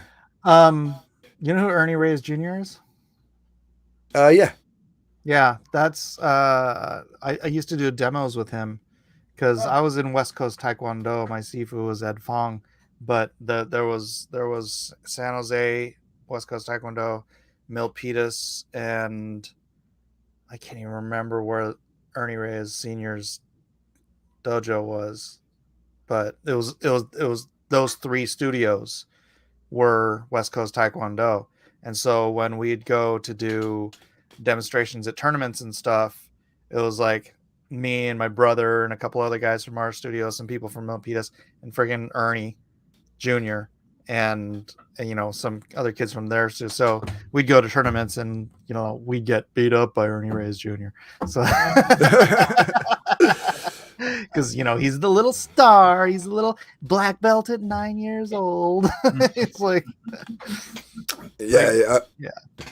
That we now was all that part of like I feel like ATA, American Taekwondo Association, is like the main, and like all the other like I can't remember, probably. Yeah, because that's like what we were part of. Like, because like I said, we were going through the town. Like we were like the poor folk middle class in our little middle class town. So like we didn't go to like the actual karate school or taekwondo school that was like in the shopping plaza, right? We went down to the, like I said, the rec center and the at the Y. Yeah, it's basically like that. Like on Mondays and Wednesdays. 133. Oh man, we skipped up a whole bunch of people. Hold on a second. So this is the I don't mean to interrupt, but this is the list. This is the 6 figures young lady list. And so I'm slowly but surely ticking us up. We just beat Graham Nolan's Alien Alamo, Iron Sights 2, Grokken 2, and Creed Reimaginary. Oh, wow. Working our way up the list. There you go. The Conqueror. Who is in our next sites? We've got giant-sized, two-fisted, manly tails. I don't know that one. That's Graham Nolan's. Is it? Yeah. How do I not know that one? It's Graham Nolan and a bunch of other creators. All right. Knock this bad boy out. Booyah. Why is that not doing it? That's fine, whatever. And then at 140, we will hit Dread Star Returns. The next person I know is Aaron Lepresti's Wraith of God at 151,803. So hoping for a good weekend. This is all today. All of the we've knocked out all of these from Fatal, Xenotype, Fiendish 2, Battle Brick Road, Graveyard Shift, Monster MD, Impossible Stars, Dreamkeepers, Assassins, Vestige, The Case of the Littlest Umbrella, Bring Back Miss Fury, Lone Star, Heart of the Hero, Black and White Volume 2, Iron Sights, Truth, Justice, American Way, Graveyard Shift Volume 3 variant, Jawbreakers Forever, Jim Starlin's Dreadstar Omnibus, Stand Still, Stay Silent, Shane Davis, Starlight Cats, She, Return of the Warrior, Alien Alamo from Graham Nolan, Iron Sights 2, Psychos, Grokken 2, and Creed Reimaginary. Is that Xenotype on the list? Yeah. 102,087. Was that American or Australian? American. Are you sure about that? I feel like... I don't think it... I can look it up. Because I feel like American, he only hit like 70 or 80. But I could be wrong. No, I mean, I could be wrong. I just went by... Oh, it was AUD. You're right. I didn't even see that. I was just looking at the numbers. Either way, he beat it. It doesn't matter. Yeah. Yeah, it doesn't. You know what? I'll just go ahead and remove that. Him. Sorry, Xenotype. You don't deserve to be on this list. Only USD numbers count here. Because you know what? 133. What is this in Australian? That's got to be like 160. Yeah, let's see. USD, AUD. Let's see. $198,677 Australian. Yeah, well, you beat him. You beat Liam Gray. So yeah. Kevin said his laptop died. Oh, that's what happened. All right. Here's a interview I just did for the DeFi Zone. Oh, I'm working for this new guy. His name isn't really, but he goes by Shibtoshi. He's like this legendary trader investor who he bought $8,000 worth of Shiba Inu back when it was worthless, and and turned it into 5.7 billion. Whoa! Ouch. What? Yeah. How much is Shiba Inu worth? It's not worth as much now, but still, he bought it when it was worthless, and so he's I don't know how much he has now, but it's a lot. Wow. It's a lot. Yeah, crazy. But yeah, he's got this new token. It's a utility token. It's called Squid Grow, and he was looking for an NFT artist, and we happen to know the same guy, and he put me in contact with him, and cool. That's what I'm working on now. My next NFT project is awesome. Another work for hire for him. Very cool. Yeah, and he's like, I'm pretty sure you're gonna be my permanent artist. I'm like, that's cool, man. Yeah. All good for me. But yeah, isn't that crazy? You know, I'll tell you the little story of how he ended up investing $8,000 because, you know, it's kind of crazy to invest $8,000 in like this little tiny worthless token, right? Right. He was in, you know, Bitcoin, Ethereum, all that other stuff. But a friend of his, like 7 of his friends, like got into Shiba Inu, and he wasn't getting into it. But like one of his friends came over and was just like hounding him and like talked to him about it for like, I think like 2 hours or something like that. And he finally convinced him to get into it. Yeah. And as a freaking troll, he thought it would be funny if he invested more than all 7 of his friends combined. And thereby became like the biggest single investor in Shiba Inu. Yeah. And then like when it blew up, it was the big meme coin of this last season. So it's like the time before that it was Doge. Okay. And then this last time it was Shiba Inu.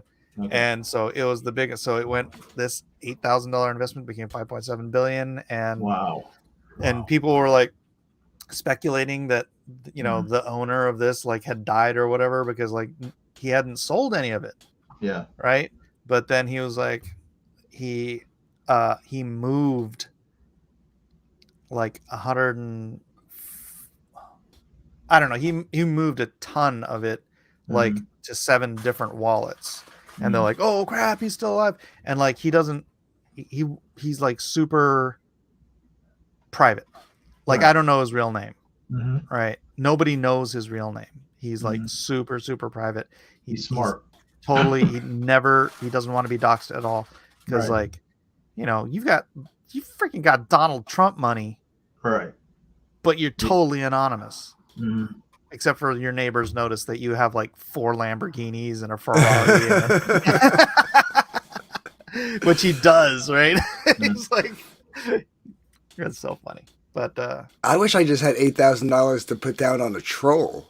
You know what I mean? Like, like for me, like a troll would be like $100. Well, you know, he was already an investor beforehand, so right. Shib was prior to last cycle. So I mean, if he's been, I don't know how long he's been in crypto, but if he was in it for like as long as I have been, he might have made some really good investments the cycle before. Yeah. Crazy, man.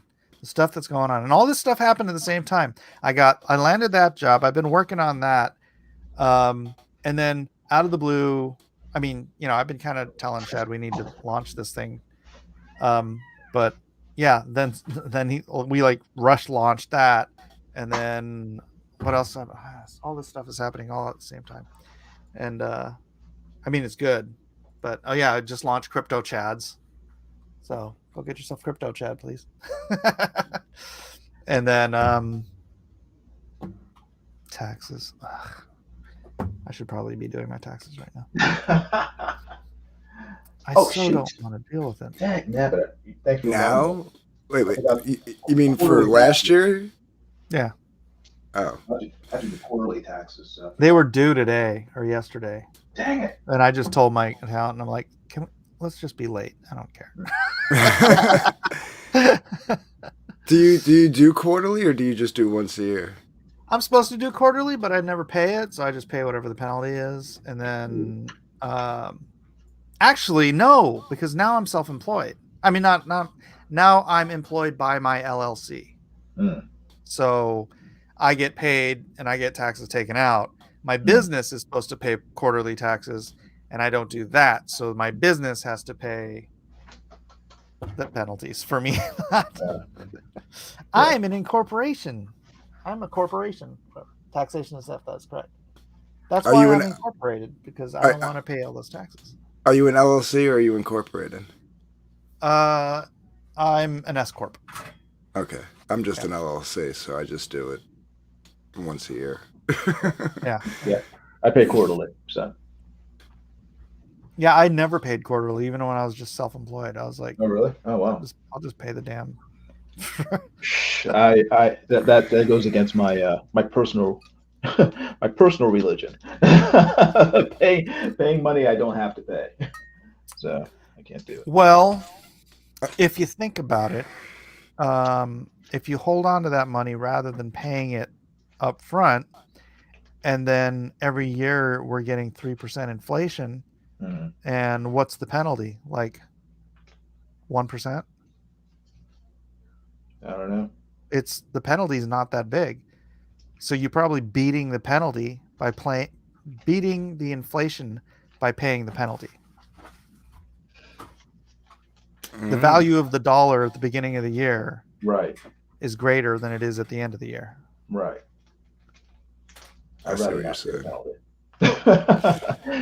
It's the principle for Jay. Yeah, I can't. Yeah, it's like whenever the few times that I've forgotten to pay my credit card, and I get the next credit card bill, and there's like a $25 penalty for not paying it on time, I spend the next week banging my head against the wall because I know that's $25 I just flushed down the toilet that I could have used for crack or whatever. So. I just called the credit card company up and I'm like, yeah, I went on the website and hit and paid it and said that the transaction went through. You know, I just lie. And then they're like, all right, we'll do this one-time waive of the fee. And they do that like 6 times a year. The old one-time waive. Yeah. I need to try that. No, Jason, you're not gonna lie. To a credit card company?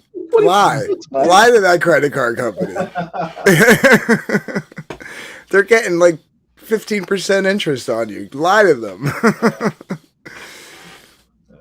I try to pay my bills on time and in full, so I don't have to pay interest. So, right. Messaging me on Discord.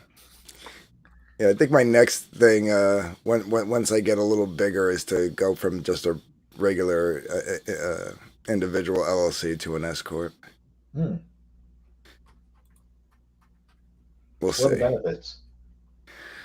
I'm not entirely sure because I haven't looked into it myself, but everybody else seems to be going that route, and I'm like, well, I'm just a lonely LLC over here. I'm just an old LLC. Yeah. That's all I'm gonna be. Let's see if there's any new sales. 133.8010. Nope. I do know it's that that time of the night when it starts winding down. Yeah.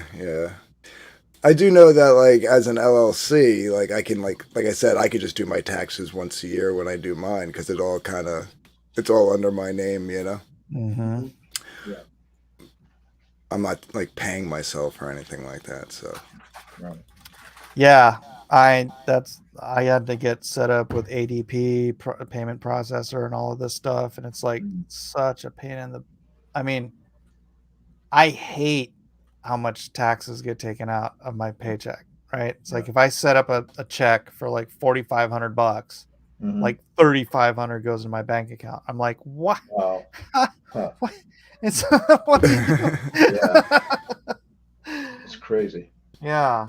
Well, that's why Okay, right now man. I write everything off. Like I buy a new piece of equipment for the office or whatever. I just write it off. So, like the last 2 years, like my business is like on the books has taken a loss. You know what I mean?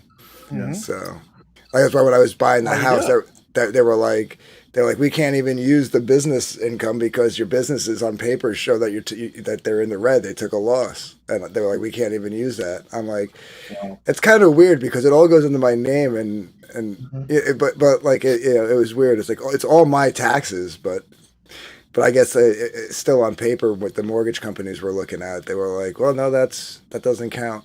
You know what's crazy though? As an LLC and as a sole proprietor of an LLC, you're still liable. This is a limited liability corporation, but like, so I was working with this guy once on at this company, and I was supposed to have an equity share of the company. I was supposed to be 25% of the company, but he set up the LLC so that it was just him. And then when the funding partners sort of like pulled out, and then like there was when things started going south, he's like, hey, I think we should get you on the company like officially. And I'm like, yeah, we were supposed to do that like a year and a half ago. And he's and I'm like, you know what? Since you haven't done it this far, I don't think it'd be a good idea for me to add my name to it now. Yeah. I'm comfortable where I'm at. Yeah. And so he ended up, because he was the only one on the LLC, just freaking, he had to file bankruptcy. He had to file personal bankruptcy. He lost his car, his house, like all of the stuff. And I'm like, and it's like, bro, you didn't want to give me my due from my sweat equity, which was the agreement we entered this into when you set up the freaking LLC. Why would I bail you out now because the funding partners took off, you bought them out, whatever, you made bad decisions, and now the business is in the toilet. Well, that's why, like, I'm comfortable with the LLC right now because, like I said, number one, I don't have any employees, right? So it's just me. Number two, the money that I'm doing isn't something that, like, if things went south between somebody that I was with somebody that I was publishing, it wouldn't be something that I couldn't cover. You know what I mean? Like, so I wouldn't have to worry about that. The other thing is I also have it set up like they're the owners of their own IP. So if somebody has an issue with their IP, that's on them. You know what I mean? Like you got a copyright issue? There's the contact info. Go talk to her. I was like, I'll stop putting the book out, but if that's them. You know, like I don't own that property. I'm just publishing it under my my company. That's it. So stuff like that. But like when things start to get bigger, I think I'm gonna have to protect myself a little bit more. You know. Yeah. crazy. Well, yeah, and again, it's like if you are, you just have to realize that you're still on the hook for anything. So just don't don't do anything to the point where you have to file bankruptcy. Right. But yeah, I like, and I tell you what, I took your advice on all like the backed books with the taxes and stuff. Dude, that's a huge, with all the books I've backed. That was huge. Yep. And write-offs. If that's your industry, that's your product. That's what you're checking out the competition and all that kind of stuff. That's all research. Yeah. And you're a musician, therefore, any music you buy, anything related to any of that stuff, that's all. Yeah. Oh yeah, like I got a new mixing board. That's gonna get written off. Oh, didn't buy a stolen one this time?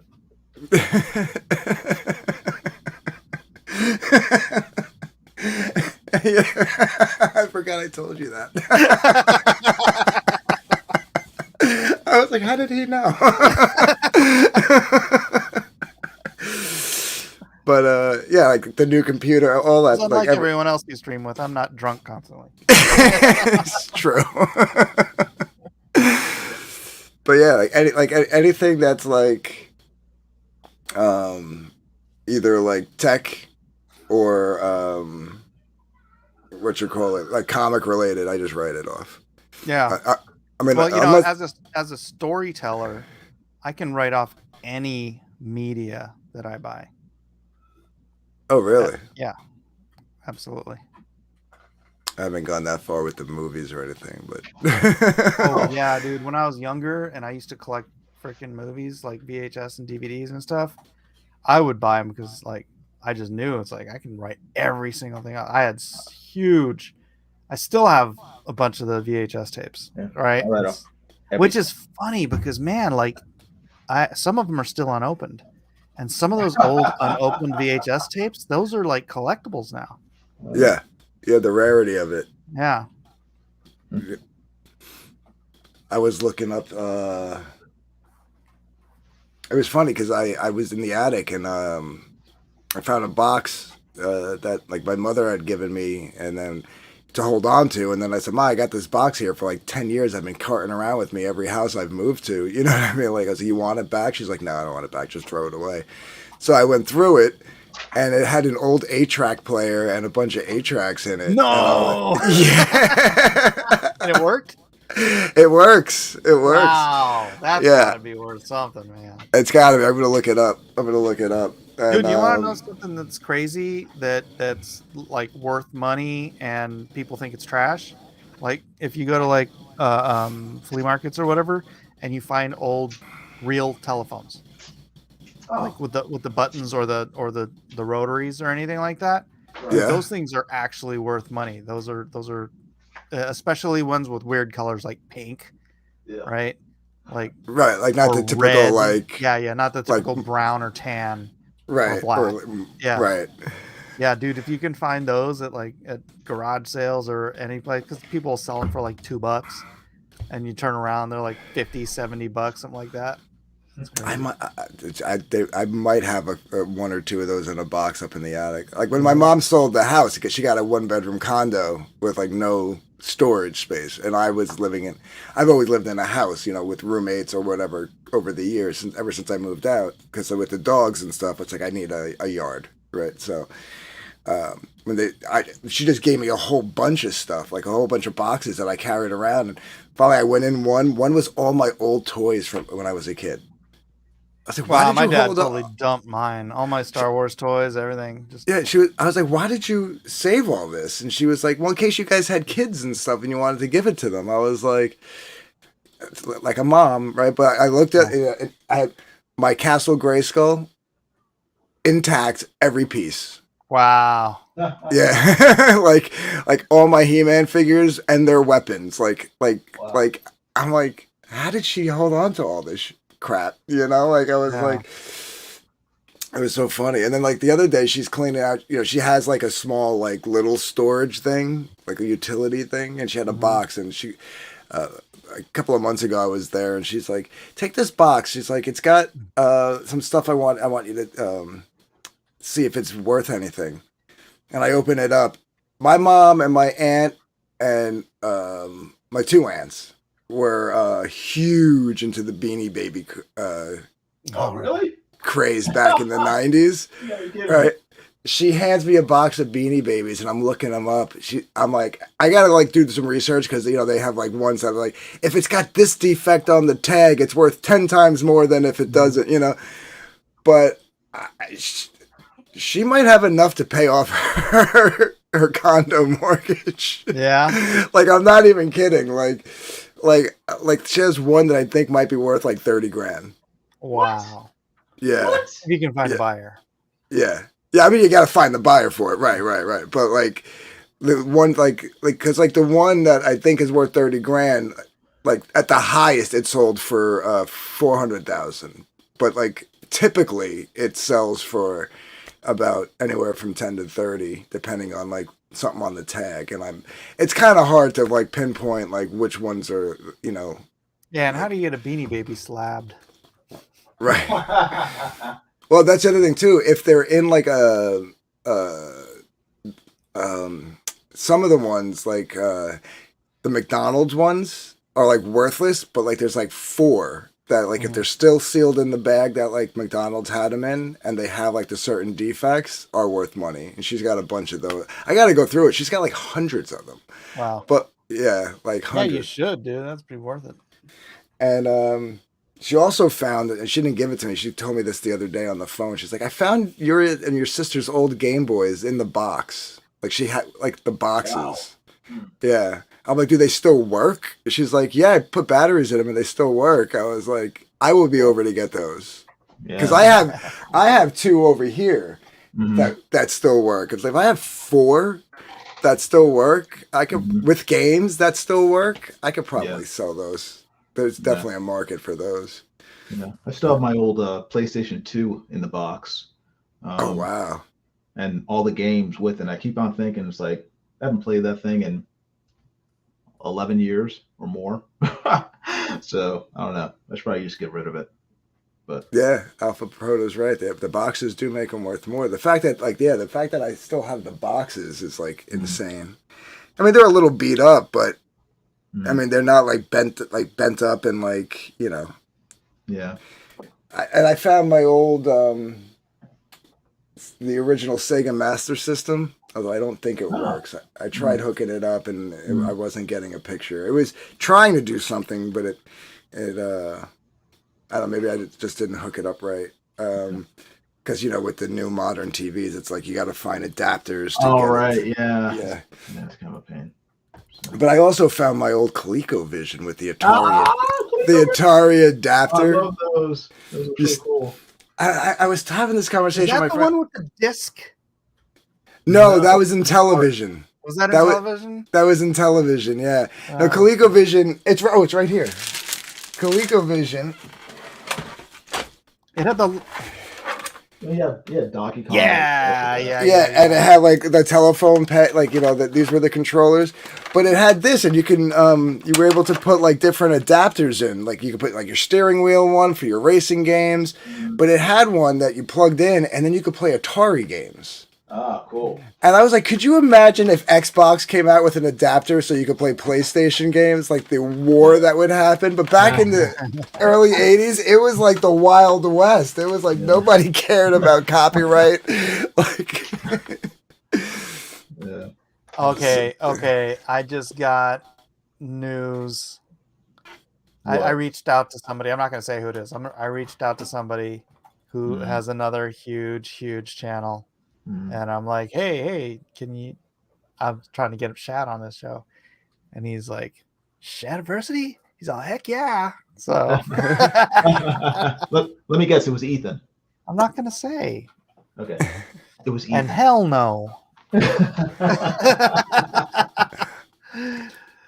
No. I mean.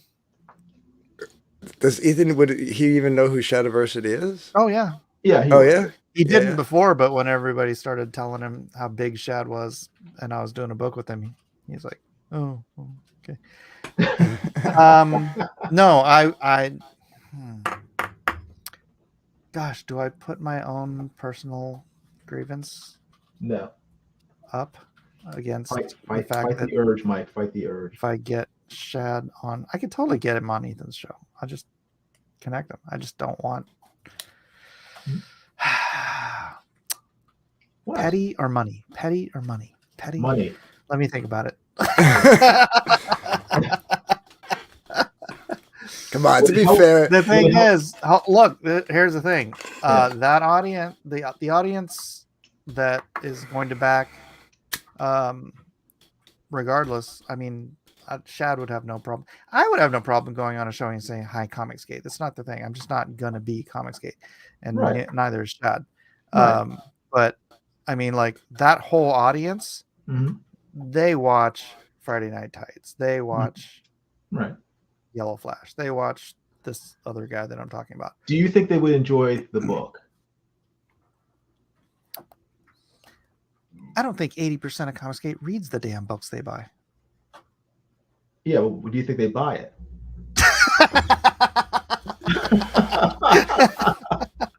I think a high percentage of them would not buy it because I'm the artist, and I've been thoroughly poisoned in that audience.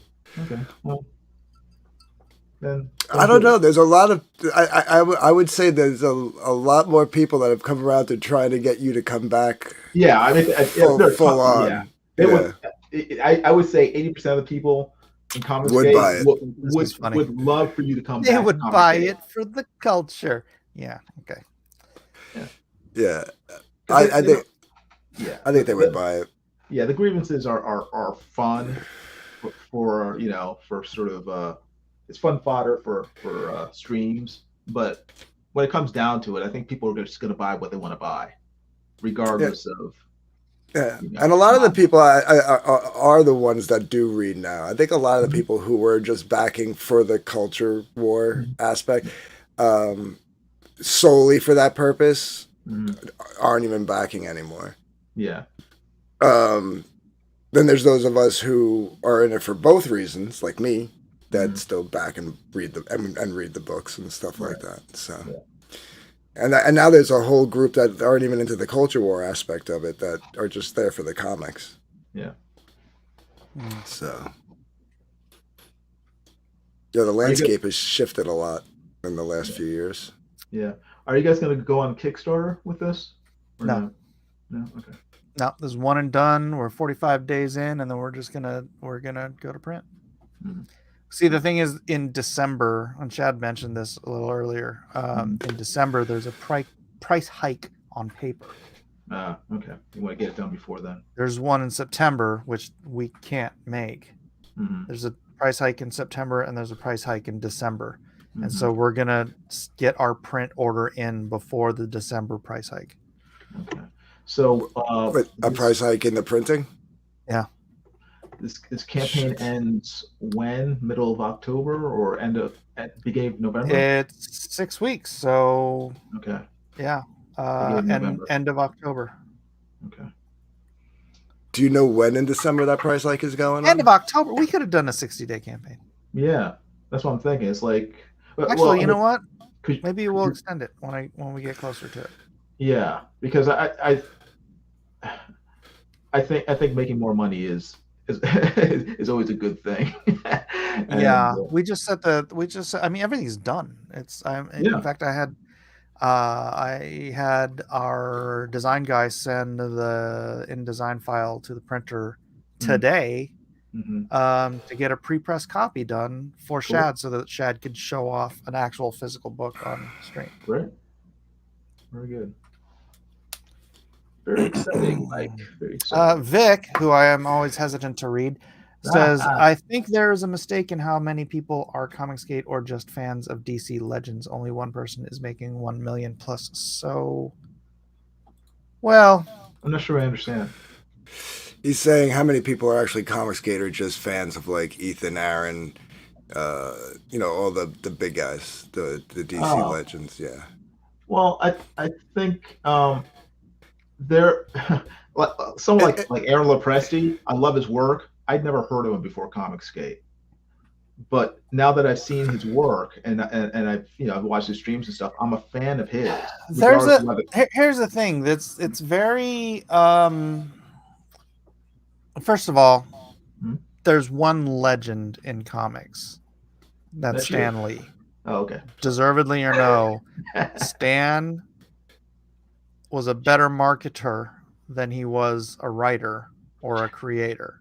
And Stan to me is the Tony Hawk of comics, right? He's bigger than Steve Tony Caballero was a better skater than Tony Hawk, but everybody and their mother knows Tony Hawk. Yeah, right? My mom doesn't. My mom doesn't. It's the same thing with Stan Lee. Stan Lee was not the best creator, writer.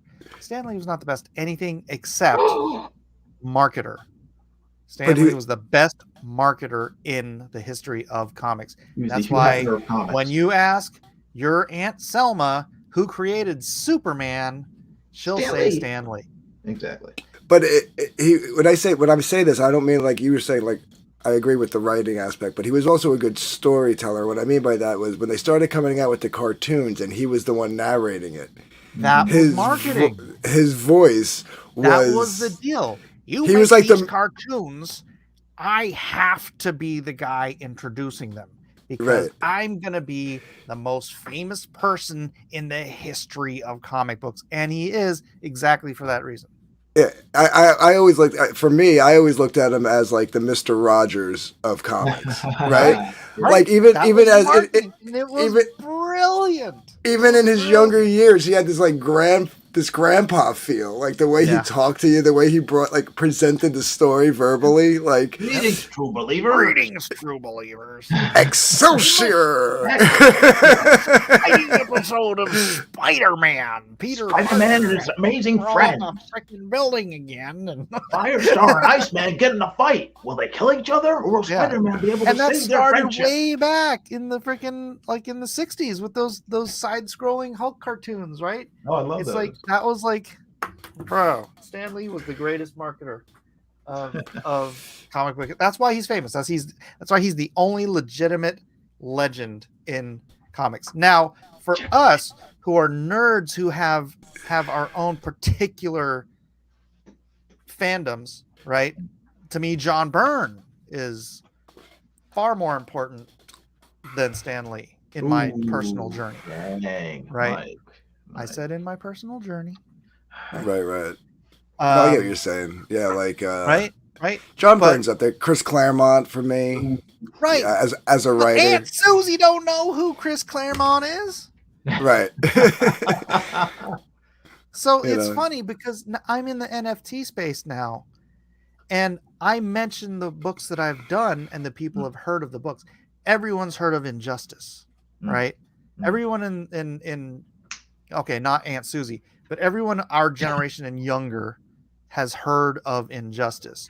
And I say I'm the artist of Injustice. I'm a legend. When I just nobody's heard of me, but I say I'm the artist for Injustice. This dude's a legend. And it's like I'm really not standing a legend, but I'll take it. Because you're paying me 6 figures to do this thing because you say I'm a legend.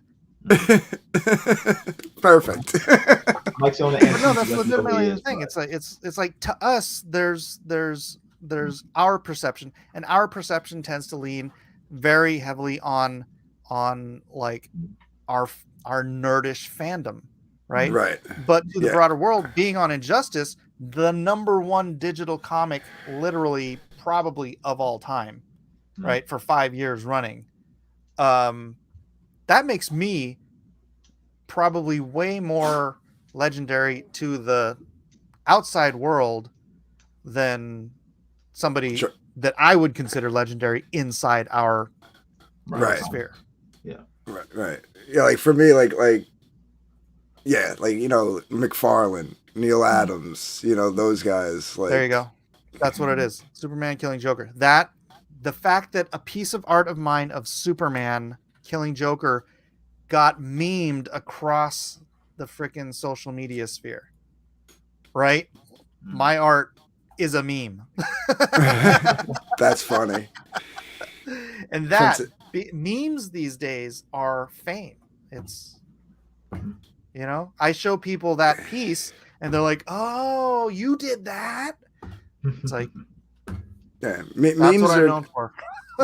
yeah, memes are basically I don't want to use the term generation, but this era is like Saturday Night Live, right? Like that's they take something real and they make a joke out of it, right? So it's minuscule bits of humor using visuals or something that people know, or have seen, right? So and it works. Princess Bride Grandpa feeling. Yeah, that's definitely Stanley. Princess Bride Grandpa feeling. Yeah. Peter Falk, the Stan Lee story. If Peter Falk was still alive, he should play the Stanley. He should have played the Stanley story. Wait, didn't they do a Stan Lee story? No, I don't know. Did they? They may have. Not that I know of. Not that I know of. Yeah, I would have thought I would have. Cool if they did. Of it. The real story. Oh man, who would they get to play Jack Kirby? Ooh. What's his name? Danny DeVito. You think Danny DeVito? I was thinking more Joe Pesci. Oh, Joe Pesci. His voice is too high, isn't it? It's a little high, yeah. Yeah, you would need somebody that looked like Joe Pesci but sounded like comic book writer to make a human being behind the mask more important than the mask itself. His impact was global. He marketed superheroes, making sure the world at large knew about it. His life is a marvel. Stan Lee. Look at the camera. Oh, I don't ever direct the master. Now start again if you wish. Now this straight. Joe, you've got to realize. No way at all do you think that you are the master? I've seen this movie. The most famous name in American comic book history. Exactly.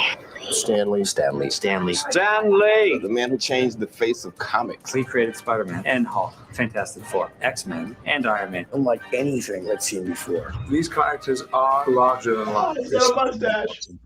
He's become a major icon himself.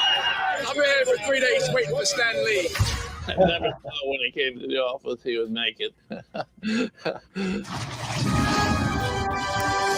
I tried to put him in the real world. All of a sudden, superheroes were dealing with angst. They're fighting with each other. They don't like their powers. He really took a lot of the stuff that was happening and fused it into these characters.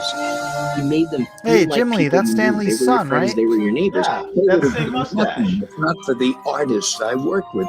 It was a partnership.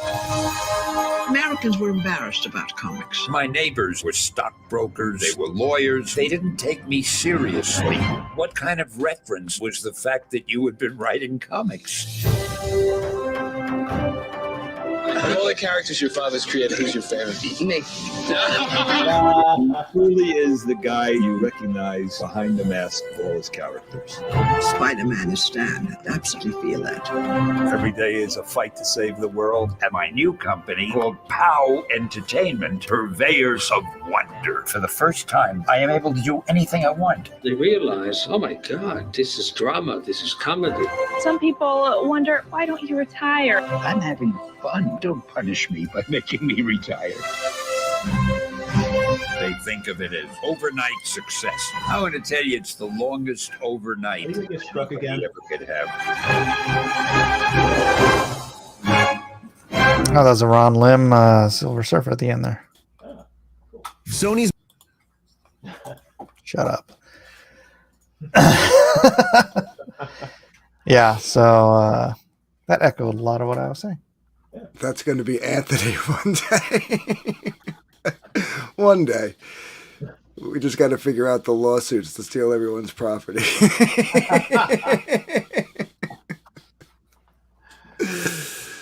I don't want to steal anybody's properties. But it's amazing what he did. And it was putting his name on the front of everything. Stan Lee presents for every Marvel comic that came out. It's smart. It's like what Bill. I don't know when that ended. Every Marvel comic I remember as a kid, Stan Lee presents. Yeah. Right. I think it probably ended in the 90s. No, it was still going on then. Yeah, because even if it didn't have it on the cover, it had it like on the Right on the inside inside. cover, Yeah. or yeah. Yeah. So He was a genius marketer. I mean, he's not as bad as like, Gil Kane or somebody, but it's like, what do you mean as bad as? oh, taking credit for I mean Bob Finger's Kane. work. Not Gil Kane, Bob Kane. Bob Kane. Sorry. Yeah, I was like, what did Gil Kane do? Damn Canes. Yeah, Bob Kane was the worst. He killed Abel. He killed Gil Abel. But yeah, but obviously Stan Lee, although in this little clip he did say, I'd be nothing without the artist. Yeah. That's the truest statement that ever came out of Stan Lee's mouth, probably. Yeah. Stan Lee, I mean, a lot of the stuff he did with like Kirby, I mean, he just gave an idea, and Right. Kirby would come up with everything. Yeah. And then Stan Lee would write what Kirby came up with. It's like, yeah. I mean, I guess that's collaborative. It is. It is. But ideas are a dime a dozen. And I will grant you, Kirby was a terrible, terrible writer. Yeah, right. Because he did what? He did. Have you ever read OMAC? No. I liked OMAC. I liked OMAC. You did not like OMAC. I did. Well, it was weird, but I liked it. I liked OMAC. I loved the Eternals. I wasn't crazy about Machine Man. And OMAC was like prophecy, dude, because you can order women now in suitcases. Yeah, I've seen that. I did like the original Eternals run. I love Eternals. That's one of my favorite books as a kid. I still have the whole run. I have probably half the run because it's so expensive now because of that stupid movie. Dagnabbit. And then that's right when he left Marvel, went to DC, and he did what? Forever People, and the Third World. Not Third World. It was the Fourth World. No, but it was basically the Eternals, but it was DC's Eternals. Yeah, the New Gods. New Gods. Thank you. Thank you. But he didn't write that, right? Yes, he did. He wrote that. Yeah. I'm pretty sure he wrote it. He created them. Yeah, created them, wrote them. Well, creating and writing is two different things. He did write them, and he also did Jimmy Olsen for a while. Did a bunch of stuff. Yeah, because like the New Gods was basically like his middle finger to Marvel, right? Like, yeah, Mr. Miracle. He wrote and drew that, created that. So he did it. Yeah. He is just as legendary as Stan Lee. Frodo, I agree. Is all in on going on this dude's show. So you said that a lot of CGers would watch this person, but they're not a comic book channel. Say anything else? I'm not gonna say anything. Are they a comic book channel? I'm not gonna say anything else. You hear me? Just tell me if they're a comic book channel, Mike. I can figure this out. I am the sleuth. You got like those, like, you know, like those trolls in the chats that everybody's like, who is that? I'll figure out who it is. Give me enough time. And then they disappear when I call them out. So that's when I know I'm right.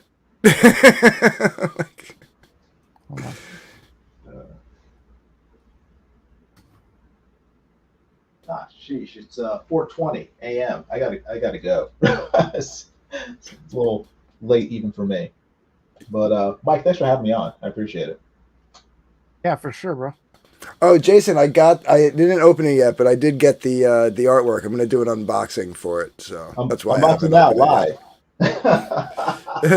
So everyone can see the beautiful work you bought from me. Yeah, you know, it was. I'm happy with the pieces that I bought. So. Okay, good. I'm glad. Thank you very much for buying. I appreciate it. Absolutely, brother. Absolutely. I'll put it in the private chat. Just don't say who it is. I won't. Sure. This one's I'll tag you in the tweet when I do the unboxing video. So. Yeah, do that. Thanks. Hello, Jimmy. You got it. Jimmy. Jiminy. Jason. Bye, Mike. Good seeing you. Yeah. That's what I thought. Yeah. Those with whom I am friendly. Yeah. I gotta get I Liz haven't back. reached out to Tug yet. Tug doesn't really do promos anymore. Yeah, but he'd probably have him on, right? Does he not? Does he only go on Flashcast, or does he not do like his own group streams? He'll do a stream, usually to do like a catch up of like. He hasn't really done one since his campaign closed, so that was probably hey there. Yeah. But I mean, he might mention it. Like he'll do a shout out. You know, like with Lightbringer, he knew Liz, and you know, during the whole Vic Mignogna stuff, she was kind of vocal during that, and he did a shout out on his channel a couple of times for that book. He even got helped get her on Flash because Flash knew her too, and yeah, I got Shad on Flash last time around. I made that. I got connected. I connected them. And actually, the one that you just typed in the back, you know, she knew him, and she had a direct line of contact with him, so she got on there, and then it was actually Tug and him that like talked to Flash and was like, "You should have her on the next Flashcast because we're going to be talking about this stuff, and she knows about it, and she's got the book." And he was like, "Absolutely," and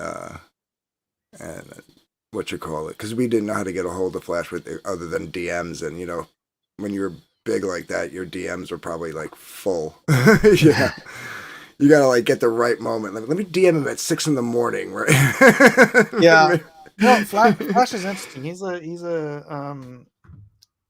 He's unique in this space because he went after me one time, like just, you know, barrels blazing and all that stuff, but then he understood that he was wrong, and like totally unprompted he messaged me to apologize, and I was like, dude, that's a freaking stand-up dude. You know, it's like, yeah, a lot of people just wouldn't. They'd just be like, ah, crap, well, that bridge is burnt, screw it. Right. No, yeah, he's always like, I don't know him very well. You probably know him a lot better than I do, but like, I don't know him well, but yeah. no, I that was, to me, that was a lot. That was the mark of character. So like he just knows me from being around, and like he'll pop it in my chat every now and then when, you know, Hunting Alice came out, he actually promoted that for me without me even being on the show. Then with Lightbringer, he you know, brought Liz on, promoted that, gave me a wrench out of the blue in his channel, and was like, go nuts with the link and stuff like that. Just like, you know, I guess doing whatever little he could without like actually, you know, sticking his neck totally out, you know what I mean? But oh yeah, that you remind me of another time where he was on. I was watching one of his shows, one of his streams, and I texted in the chat, and someone else who I won't name, he just started, yeah, he's all F Mike Miller and blah blah blah, and this is a bigger guy in the community, and Flash was like, I like Mike. So he's like stood up for me against, you know, someone who's, you know, pretty big in the community. He's like, oh man, I think I remember that, to be honest with you. Yeah, I don't remember who it was.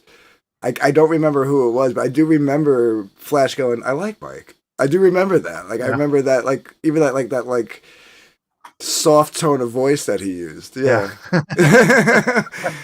Like, it went from that, like, gruff yellow Flash voice to, like, no, I like Mike.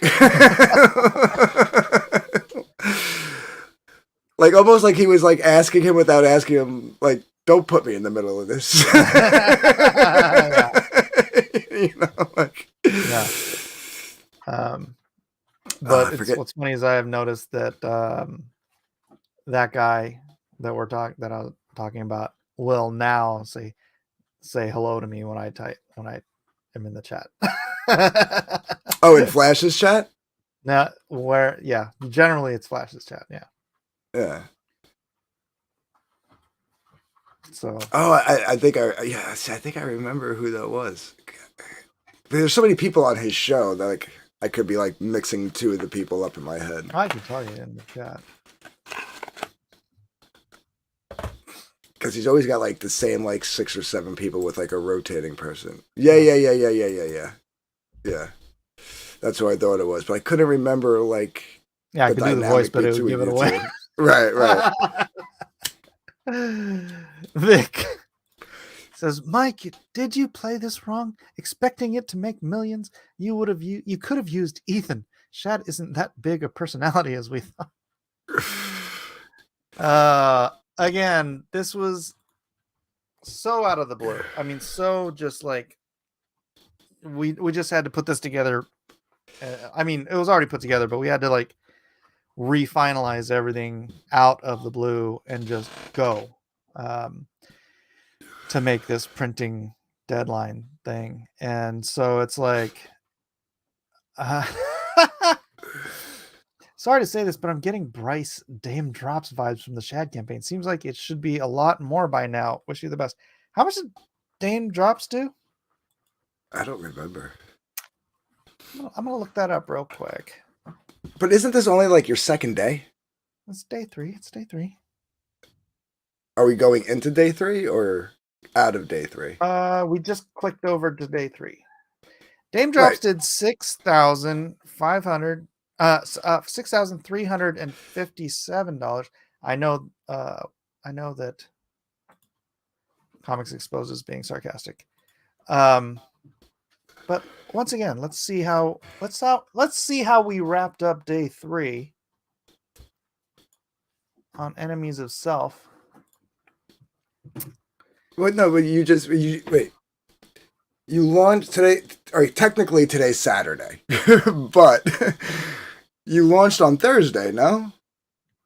Thursday. We launched Thursday, Friday, Saturday. No, wait. Right. Well, Friday. We launched at 6:00 in the morning on, was it Wednesday, Thursday, Friday? Wednesday. Oh, on Wednesday. So Wednesday we did 65,230, which is, if I remember my math, 10 times what Dame's Drops did in his entire campaign. We did 10 times that on the first day. Then yesterday we did 24,000, and then today we did 43,000. You know what you should do? You should. So I think we're past the Dame Drops hump. Next time Rip is doing a live stream, just shoot a super chat. Yeah, I don't know. I know Ripa is trying to wrap up all of his fulfillment today because I saw that, but it would be nice if sometime before. It'd be really good for him and Ripa to cross promote. Yeah, not just be on Ripa, but bring Ripa on for a live stream with us, right? Yeah, absolutely. Right. I was just saying, just because I knew he was busy because a couple of my friends actually work for Ripa now full time. Like they quit their jobs to go work for him. Oh, nice. Comics Exposed for another $5. Not being sarcastic, Mike. There's a lot more behind this campaign than even Ethan can provide. It should be much more than it is. May need Ethan. Okay, again, what I was trying to say is that this stealth launched. This launched this day here, $65,230. That launched with zero pre-promotion. Yeah, there was no lead zero lead up. Did you even do a sign up? Because I don't even remember there being a sign up. We did, but it was 2 years. It was a year and a half ago. That's probably why. So I do have a mailing list. And I have been mailing to the mailing list their discount, but this is a stealth launch that made $98,000 before he got on Friday Night Tights. With, by the way, one video on Shadiversity. This video is the only video he did on his channel, and then he did one video, or he did a sort of a 3-minute lead-in on another video on Night's Watch, his other channel with like 100,000 subscribers. So from those two videos, all told, about 8 minutes worth of promotion. He did $98,000. So I'm not sure what Ethan could have done to help that, but just being on Friday Night Tights, he's made another, wait, refresh this. He's made another, it was 98, so 33, 34, $36,000 being you just went up Friday too. Night Tights. Yeah. Wait. But and again, on Friday Night Tights, this wasn't a Shad show. This was Friday Night Tights doing the typical Friday Night Tights thing where they're actually talking about all the topics and all that stuff. They spent a grand total of about 10 minutes talking about this project, and that got him up to $134,000. How much did it just go up? I feel like it just went up like $400. Something like that. I mean, nice. I could play it back, but Vic says, Mike, check this out, Bubba. Shad has already done well on his own. Okay, bring in Ethan to give this a boost and form this alliance. I'll talk to Shad about it, maybe. One video, no lead up, no new videos since the first video 2 days ago promoting the book. Yeesh. Yeah, could you imagine if he actually talked about it? He just said we're going to be doing he's going to be promoting and doing a live stream this week, so cool. I'll be on there with him, and he's going on Nerdrotic again on Sunday with House of the Dragon. I'm hoping he's on Flashcast tomorrow. He's already got the other guy I just mentioned lined up. He's got this other YouTube channel with millions of views, millions of subs, who's going to be doing something with him. Don't worry. Right. We've got the numbers game. Yeah. The promotion will be good. I'll be right back. All right. Blacklist Universe. Mike, I want more for you. Shad needs to do more to get this project up to 550K. Believe me, there's a lot more coming. And he's got 45 days to reach his own audience. What he needs to be doing between now and then is reach other audiences. So that does mean going on these other shows, and it'd be great if he could, do a dedicated stream with Gary, or at least dedicate a half an hour or something of one of those streams to actually discussing the book. And you heard the way he was on this stream. If you were here earlier, he loves this book. He loves this project. He loves this property. He loves everything about this, and he's very passionate about it, but he wasn't given the opportunity. Now, if he's on with someone and they're actually interested in what he's doing, instead of it being like, and now a commercial break with Shadow of the Conqueror, right? If it's like a semi-long form thing, Shad is super passionate about this, and it would really, really come through, and I think it would do really, really well. So, regardless, it's doing really well already for a 3-day campaign. Vic, no Comicsgate mention. That is going to derail. We're here on merit and experience. Comicsgate is probably not as responsible for funding as people think. Aaron isn't doing good because of his agenda.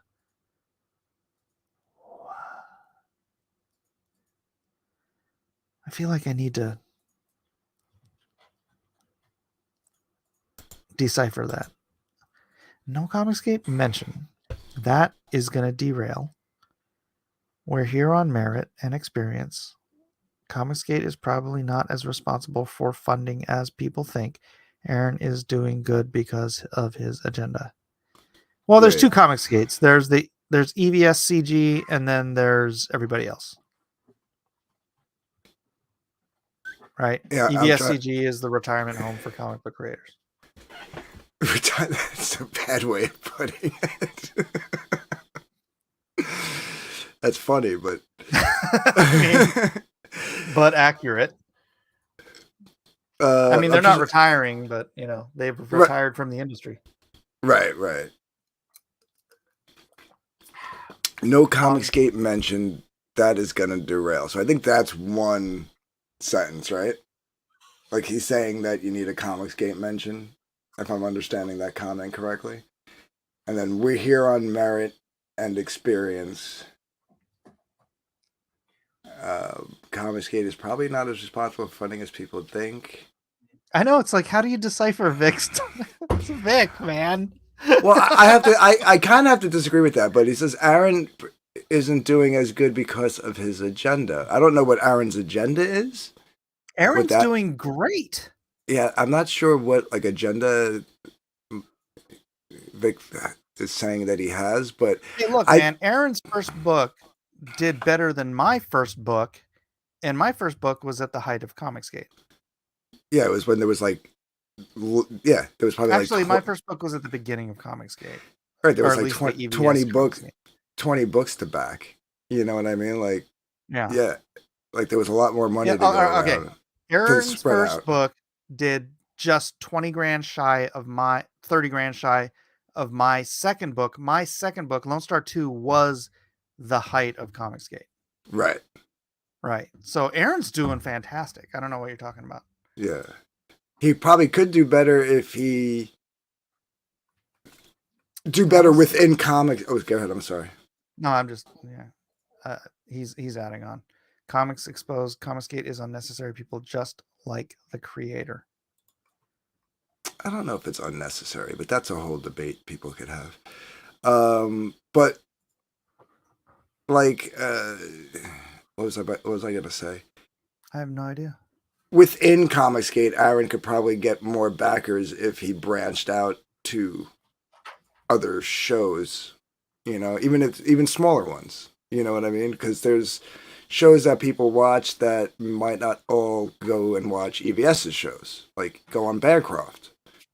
You know, like it's a smaller channel, but there's like a whole slew of people that probably don't always go and watch Comicsgate Kings, right? So, yeah. You know, even Well Read with his 20 loyal listeners. Right. It's those guys won't watch the Jack Show. They'll watch Well Read. Go on Mandy, because Mandy has a ton of Fandom Menace viewers because she does that Babe the Menace show with all the girls from over there. She has like a ton of other viewers. And they just back the people that are on her show though. You know what I mean? Like they don't go and watch my show or Bancroft because they don't know these people. They know Mandy, so they go over to Mandy's show, watch her show, and if they like what they see, they'll back. You pay attention. Did Ripa come on Ethan's during his campaign? Was it during? It might have been right before. No, I feel like he came on like right in the beginning. I do feel like he came on right in the beginning. I don't think it was planned. I think he was in the chat and Ethan let him, like, I said, hey, you want to come on? He said, sure. He came on for like maybe like a half hour. Yeah. But I think that was like right in the beginning, like the first week maybe. And then he's just been busy ever since. So I haven't even seen him in chats. Okay. Yeah. Mr. Dong says, Mike, Shad just got finished promoting on FNT. You have Dark Gift on your show. Maybe you should concede that Shad knows what he's doing. Dongs, you weren't here. Shad was here for like 2 hours. Yeah, I came on afterwards. Just roll it back. Shad was here. He got finished promoting, and then I sent him an invite, and he came on my show because we're friends like that. Yeah. I don't think that Mike was saying that Shad didn't know what he was doing. Yeah, no, I'm just saying that the circumstances of what of how we launched was very like out of the blue, nonchalant. We were like, we need to launch this now. Yeah. And then, you know, we're talking to the printer about because these print increases are coming in September and December, and it's like obviously we're not going to make September. And I'm like, so let's try to get this printed or get the order in for the print because we can lock in the price before the print hike as long as we get the order in before the print hike. And so that's December. And so like if we get this done before December, we can get numbers to the printer, blah, blah, blah. And so, you know, Shad's very business oriented. So we wanted to make sure we don't like waste money because we're a week late to the printer.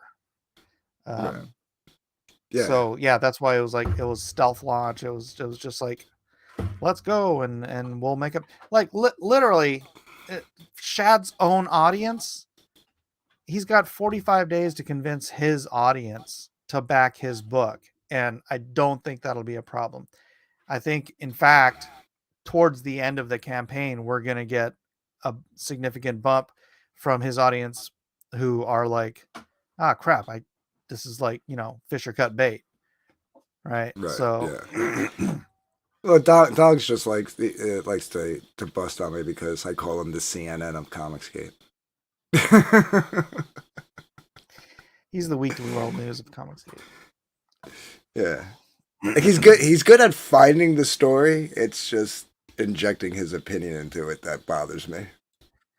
Blacklist Universe, for shame, Mike, don't bite the hand that feeds. What are you even talking about?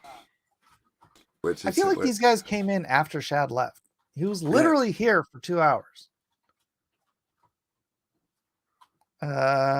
Vic says, ooh, I like EVS CG. I guess that's what I'm a part of. I appreciate retired comic book creations. I do too. Oh, good. He's explaining himself. Aaron is doing good because people like him, not because of culture war. I could agree with that. Yeah. Not just that they like him, but that he does great work. Yeah, Aaron's book is great. Comics Exposed says, boy, this got very chatty in the chat. Shad needs to be doing daily, semi-daily streams on his own channel to promote this book. That way he can push it as much as he wants. Did his fans not know about the comic book? He hasn't talked about it for a long time. It's been a long time. We did a live stream together a year and a half ago for it, but yeah, we haven't talked any. And okay, so and Comics Exposed, according to Mr. Dongs, he knows what he's doing, so maybe we shouldn't. There you go. I'm just saying, maybe we should watch what you say around Mr. Dongs. I just noticed this guy's avatar. A wild Mikachu. Aaron Lopresti is failing because he never goes on Vic King and Finatra.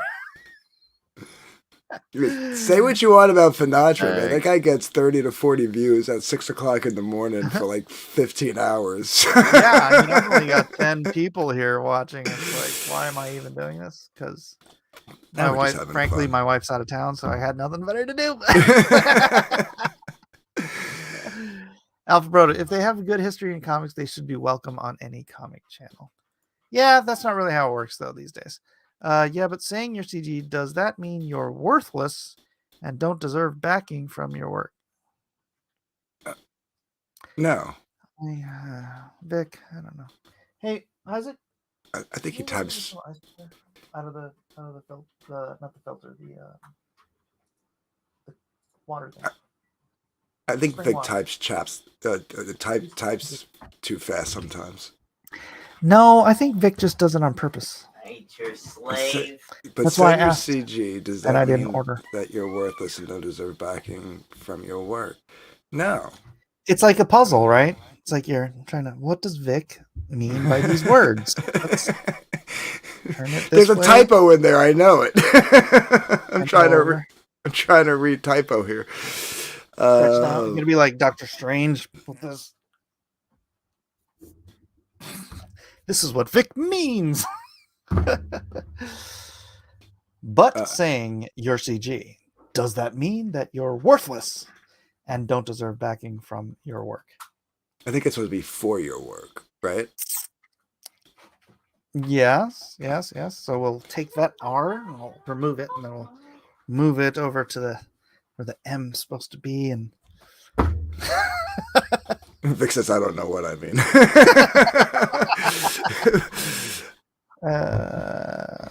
Comics Explained or some channels like that would be happy to have a comic artist. Well, yeah. Well, thank you, sir. Sire. How insulting.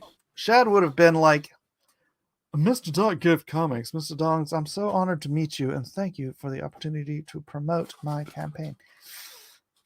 Confiscate and Compose is the people who call you Smiller, F Smiller, and all that. I don't care. Smiller is not. That's the funniest thing. Like, people think Smiller is an insult. It's like, what's the insult? I don't even remember what literally one of my editors used to call me Smeller. Like I honestly don't even remember why that even became a thing. It's like that insignificant. You know what I mean? Like, yeah. I don't even remember who coined it first. A Wild Mikachu again says, "Hey Mike, just didn't want to be in a group with Mika Curtis." That's accurate. I do find Mika Curtis to be distasteful. Vic says, but Comsgate don't mean crap to me. It's real honest work to get your Shane, Davis, Ethan. Is there a Shane and a Davis that I don't know about? Yeah, Ethan's level. I think that comma is not supposed to be there. What we call superfluous, Vic. Or even how much Dark Gift has improved. That's what I like. All right, I'm done with the chats. Well, I appreciate that, Vic. Thank you. And we're 4 hours in. I think I should wrap this up. I should be sleeping. I call him Smike now. Okay, Brian Stelter.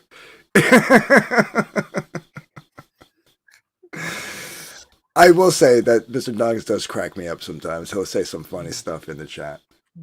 All right, let's give this one more roll. See where we're ending up this evening. $134. Nice. $1,000. So you went up about a G since I've been on. Yeah, you know what? Let's see where this stream started. I'll take all the credit for the entire You should. night. Hey, what's up? Never mind any kind of rollover from Nerdrotic. But Lord we were at Lord Crackhead just popped in and said, "Wow, 133K, awesome start." Come on, Pinwheel, 134K. Why isn't this? Will the part with Shad be made into its own video? Well, that was like 2 hours. We started this stream at 129,615. We, and I'll take the credit for it, have made $5,000. I'll take the credit for the last 1,000. All right. All yours.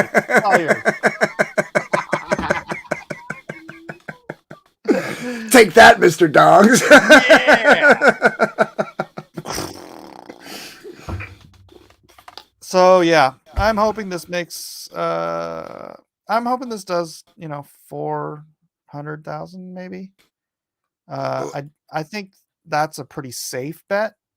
I think so, because even if like you continue like the next this is day 3, so the next 4 days going at anywhere from $25,000 to $40,000 a day, and then and again, like the guy I told you he's gonna go on, dude, he'll do a long form interview.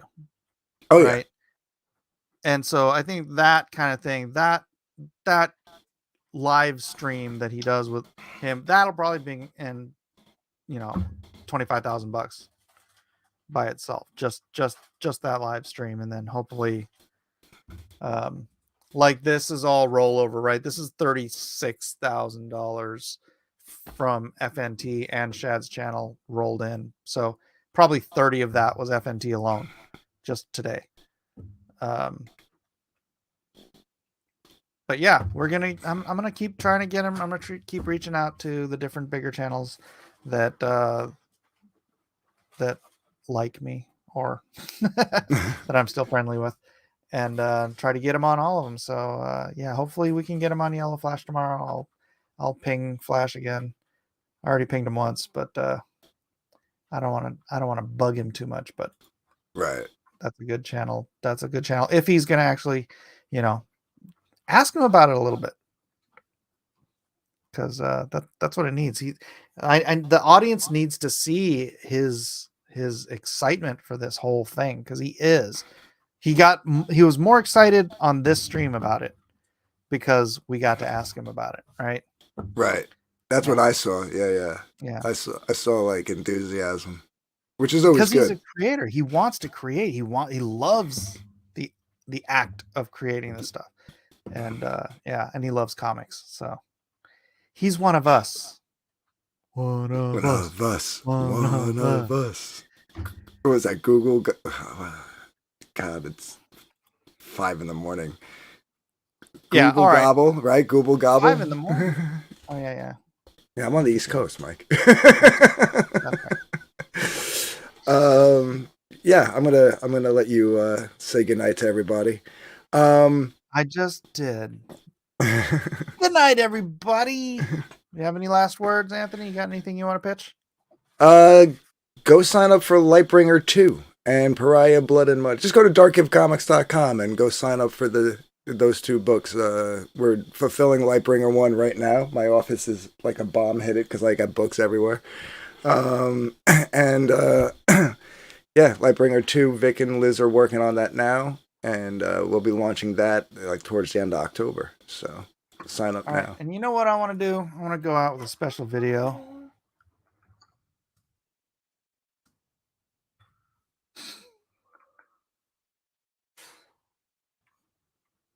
Special video. Why is that popping up?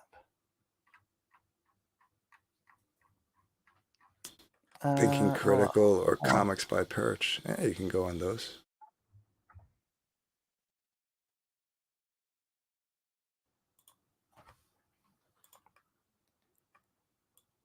All right, ladies and gentlemen, thank you very much, and we'll see you on the next one. Anthony, I don't mind if you bow out while we're doing this, but yeah, I will touch base with you on Sunday. I know you don't like to work on Sundays, but can I touch base with you on Sunday night? You may.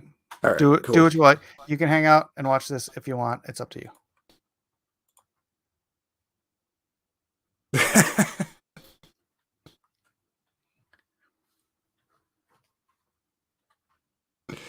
Oh, there's no audio. There's no audio. Yeah, but I'm gonna jump off. I'll watch it in the chat. All right. Later. Been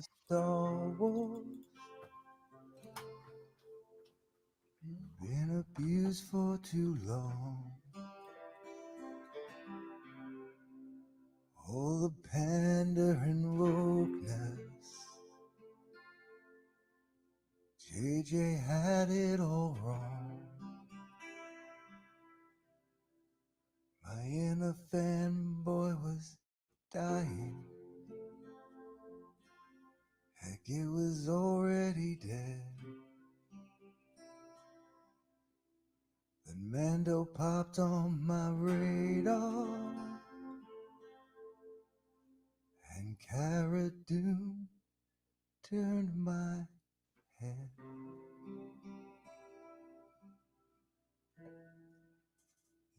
If you like Gina Carano with her flowing black mane,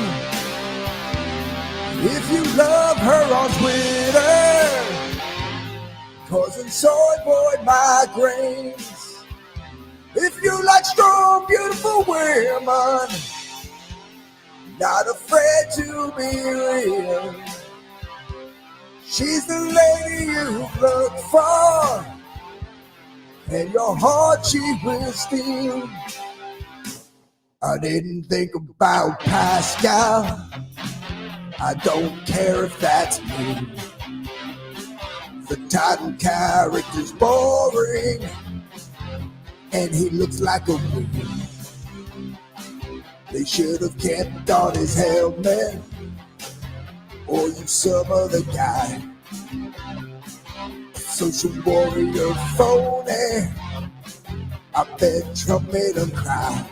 But I like Gina Carano with her beautiful face Her smile lights up the planet, the epitome of grace.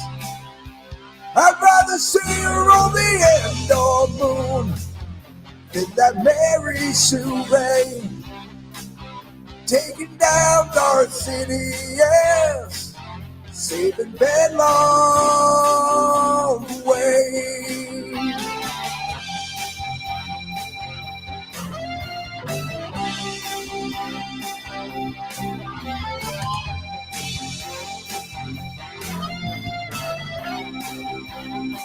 You sound like Gina Carano with her flowing black mane. I love to read her on Insta, causing feminist pain. I love that strong, beautiful woman, not afraid to be real. Gonna cancel my Disney, my money they will not steal.